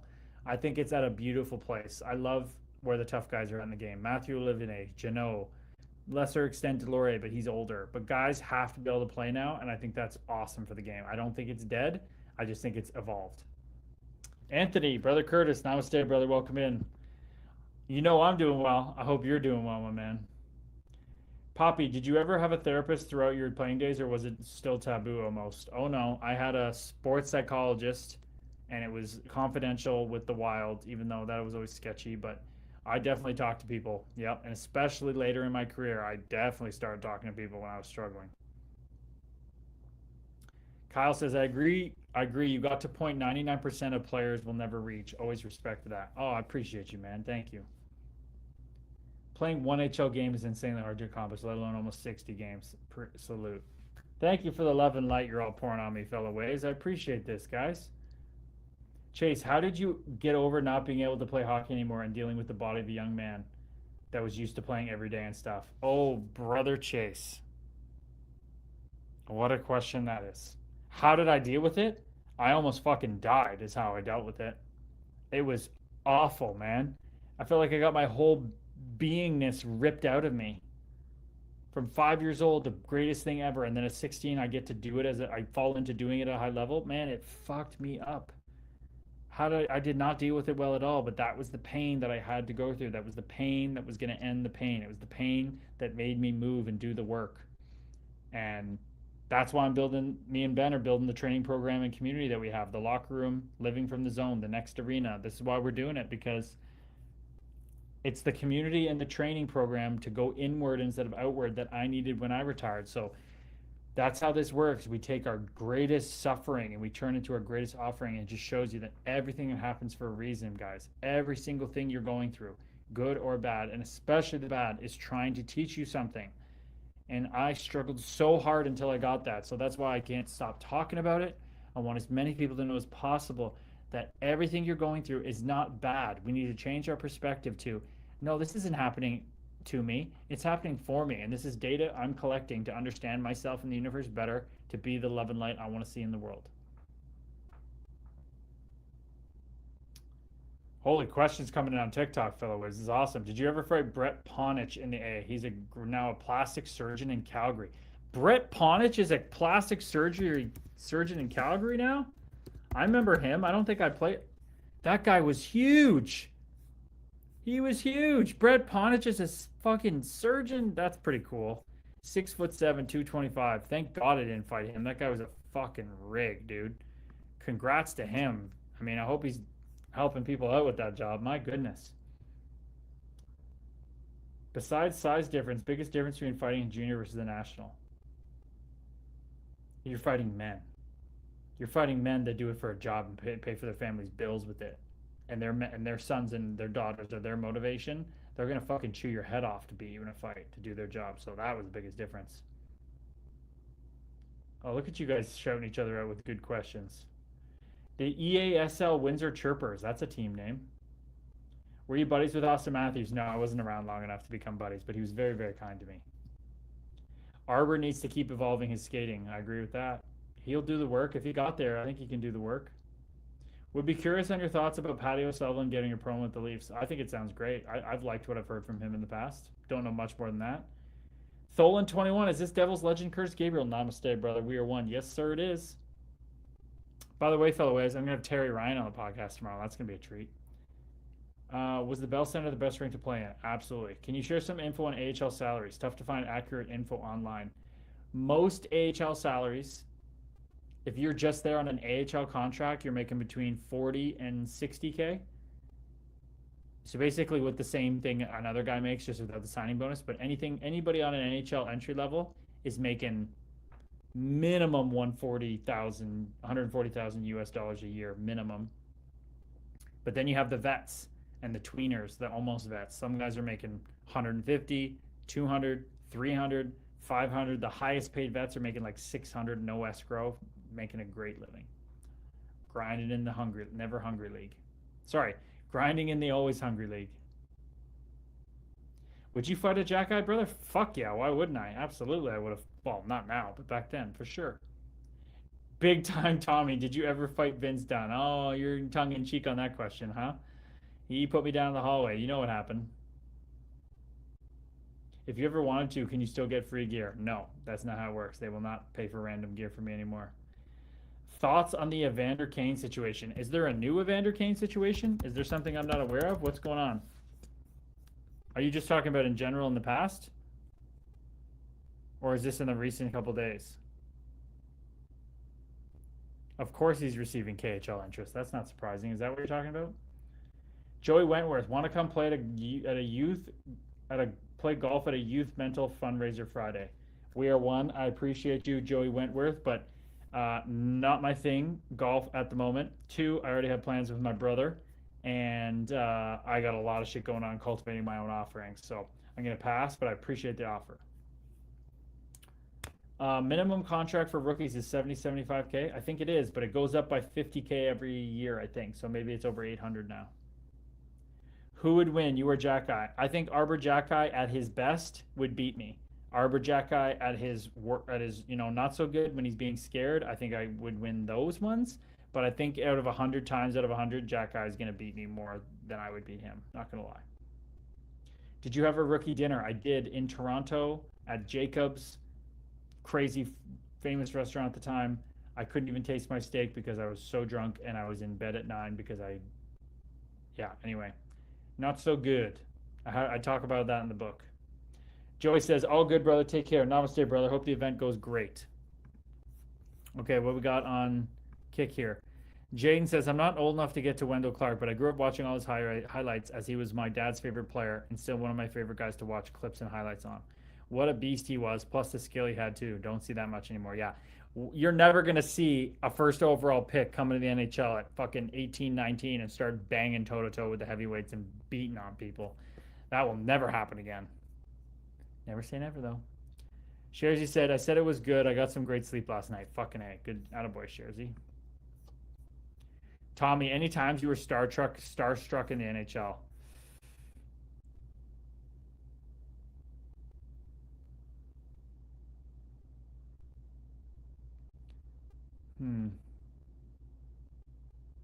I would say even just my first couple games, like the body was just so jacked up, excited, and just starstruck by the whole experience. So, yeah, I think really in those early days, I think watching Crosby and warm up was starstruck, playing against Ovechkin was starstruck, and then maybe the biggest, even though it felt so natural and beautiful, I was really in awe of how much I connected with Johnny Taves. That was really fucking cool.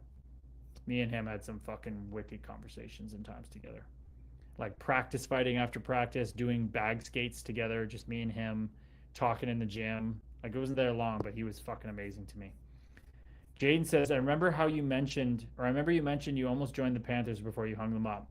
Was that when you just made the choice to retire after it didn't work out with another contract? Or did you stay fit and still trying to earn a contract going into throughout the year? You may have answered that for me in the past. Can't remember. I was in great shape. I trained the whole summer. I thought I was for sure playing next year. I didn't get any offers and it sucked and it hurt me, but my wrist was mangled. And then it's funny that I actually decided to retire already 100%. It was over. And then Florida came back with a two-way offer. And my agent said, you sure you don't want to do one more year? And I was like, no, I can't, man. I'm fucking done. Get this shit away from me. So that's what happened there, man. Shares you, how many Curtis Gabriels would it take to beat a gorilla? I mean, this one right here, a lot more than 20, or than a lot more than a, a lot more of this Curtis Gabriel version than the hockey playing one. But peak athlete Curtis Gabriel, how many me would have to beat a gorilla? Oh my God, the gorillas are what, 8 times stronger than man? The teeth and everything. What the fuck am I even gonna do to the gorilla if like 10 of me jump on it? What are we gonna do? Just punch it? It's not gonna do anything. The thing's a fucking mutant, man, mutant animal. I think you got to say in my prime, there's got to be at least 25 Curtis Gabriels to even have a fucking chance, even a sliver to beat one gorilla. What a question. Oh, Cassidy, what do you mean? Do I think McKenna will? What are you talking about there?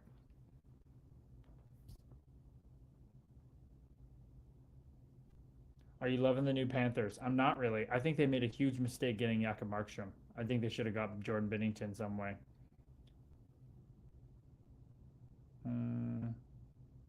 Wow, you're from, all right, cool. You're from out east where the Glant brothers are from. Poppy said, I met Arbor and Dobesh 2 winters ago in Elbow Room in Florida. They were hammered, but such beauties. Nice. Did you get pestered by fans at bars when going out? Not much by me. No, not much for my life. Most overhyped fighter.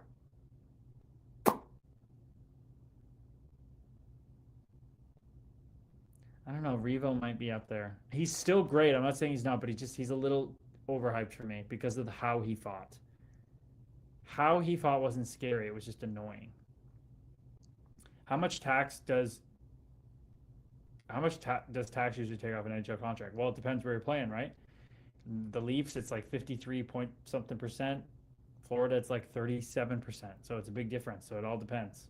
So, you're playing for the Leafs and I'm making 40 grand every 2 weeks, let's say, or on my one-way contract with them, you're only seeing, less than 20 of it. So more than half. Weirdest locker room rule. Huh.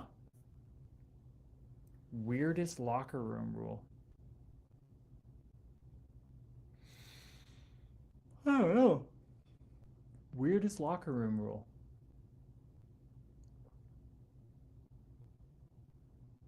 I don't know. I can't really think of that one. Shersey, that was the answer I was looking for. Okay, there you go. You like that one, Shersey? Tommy, this is what you're talking about. The exact answer is 29 Curtis Gabriel's actually. The synchronicity. Hey, Tommy, I like the way you're thinking, brother. That's fucking change. That's fucking awareness. That's you leaning into this path, brother. Don't take that lightly, what you just said. The fact that your brain went to synchronicity instead of something else, that's powerful. I know Shari Soulflow and Erica know this. That's fucking powerful, dude. Jaden, did you ever picture what it would be like if you did take the offer? Do you believe you could have established yourself as a fourth liner with the Panthers, like Gadjevich did? Hypothetically, if your wrist was fine, let's say. If my wrist was fine, and they did go sign Gadjevich instead of me and all that shit, I do think I could have had a chance at least, yeah. But the difference between me and Jonah Gadjevich is he's a better fighter than me and stronger, but he can skate. He's got great skating form. He can boogie. So I wasn't going to win out against him. So I think I could have played some games, but could I have established myself? Yeah, but way I was in my mental state back then and all that stuff? No. The big dogs take most of the money July 1st with lump sums when they're out in Ontario. Oh, yeah, when they get those big signing bonuses. Truman, anyone you regret fighting? Anyone I regret fighting? Maybe the first guy I fought at Owen Sound Tack Camp, who was a smaller player who was pissing off Joey Hishin, and I went and just beat on him for no reason, pretty much, to get on the team. That kind of sucked. I regret that one. Probably not what you were expecting. Don't step on the logo. Yeah, well, that's not a weird rule. I think that's a great rule, but I know what you're getting at there, fellow Wave. Whoa, McCausland. Toughest part was not being able, when he got diagnosed with cancer, toughest part was not being allowed to have any support system come to my treatments or hospital visits, surgery because of COVID. Oh, man. Fuck. Talk about data collection. Having to go to the hospital in COVID with cancer and not have anybody there when you get pumped full of all these chemicals that make you sick. Fuck, dude. That fucking put some hair on your chest. That toughened you up. That made you a stronger soul. My goodness. Who's the most underrated player you found while playing with? The most underrated player. I don't know. He wasn't underrated at the time, but now people wouldn't think much of him. But Joey Hishin, to me, was the most skilled, control a whole game and slow the tempo down to his level I've ever seen. So I'd go Joey Hishin.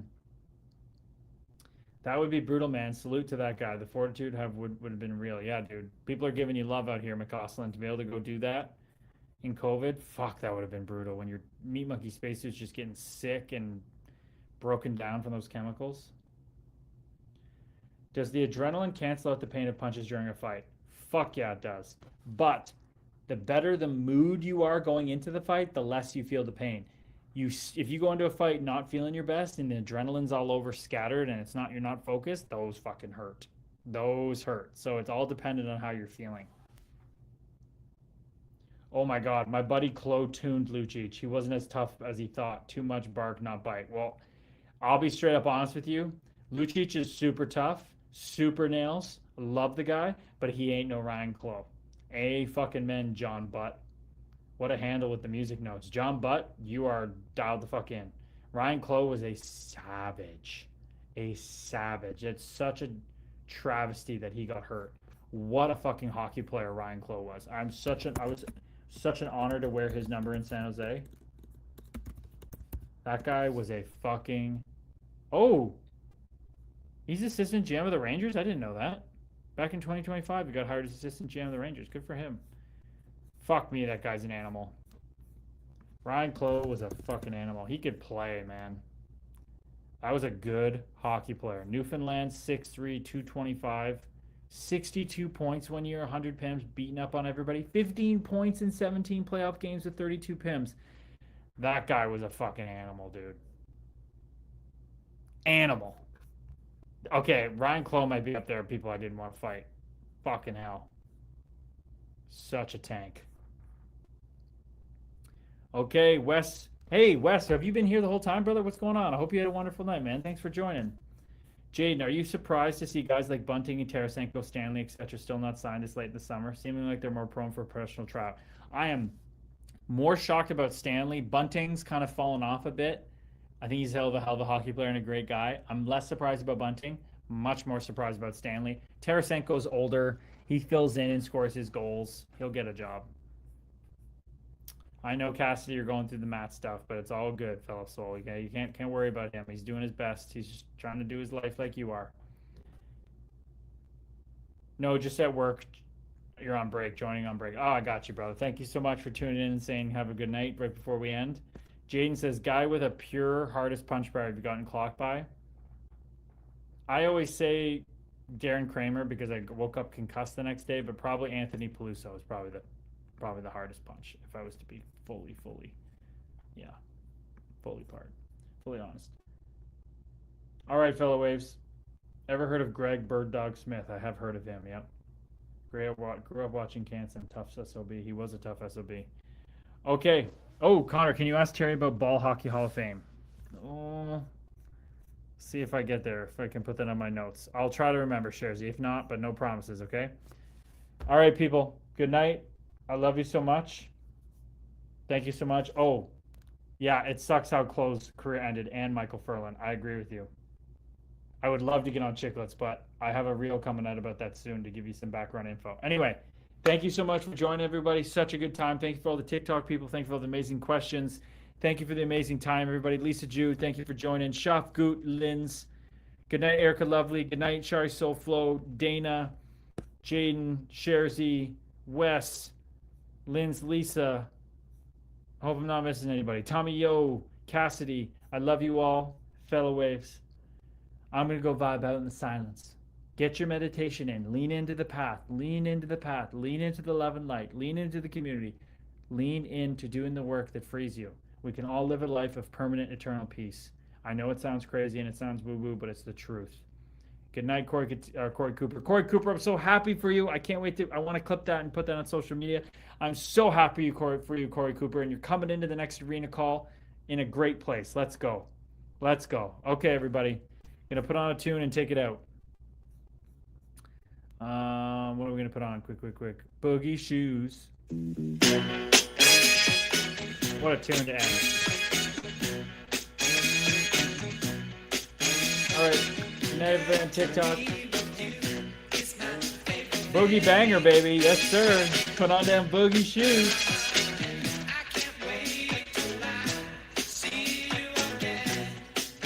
Can't wait to see you again. Wednesday night, 7 to 9 p.m. Eastern time. I'm gonna put my funky shoes.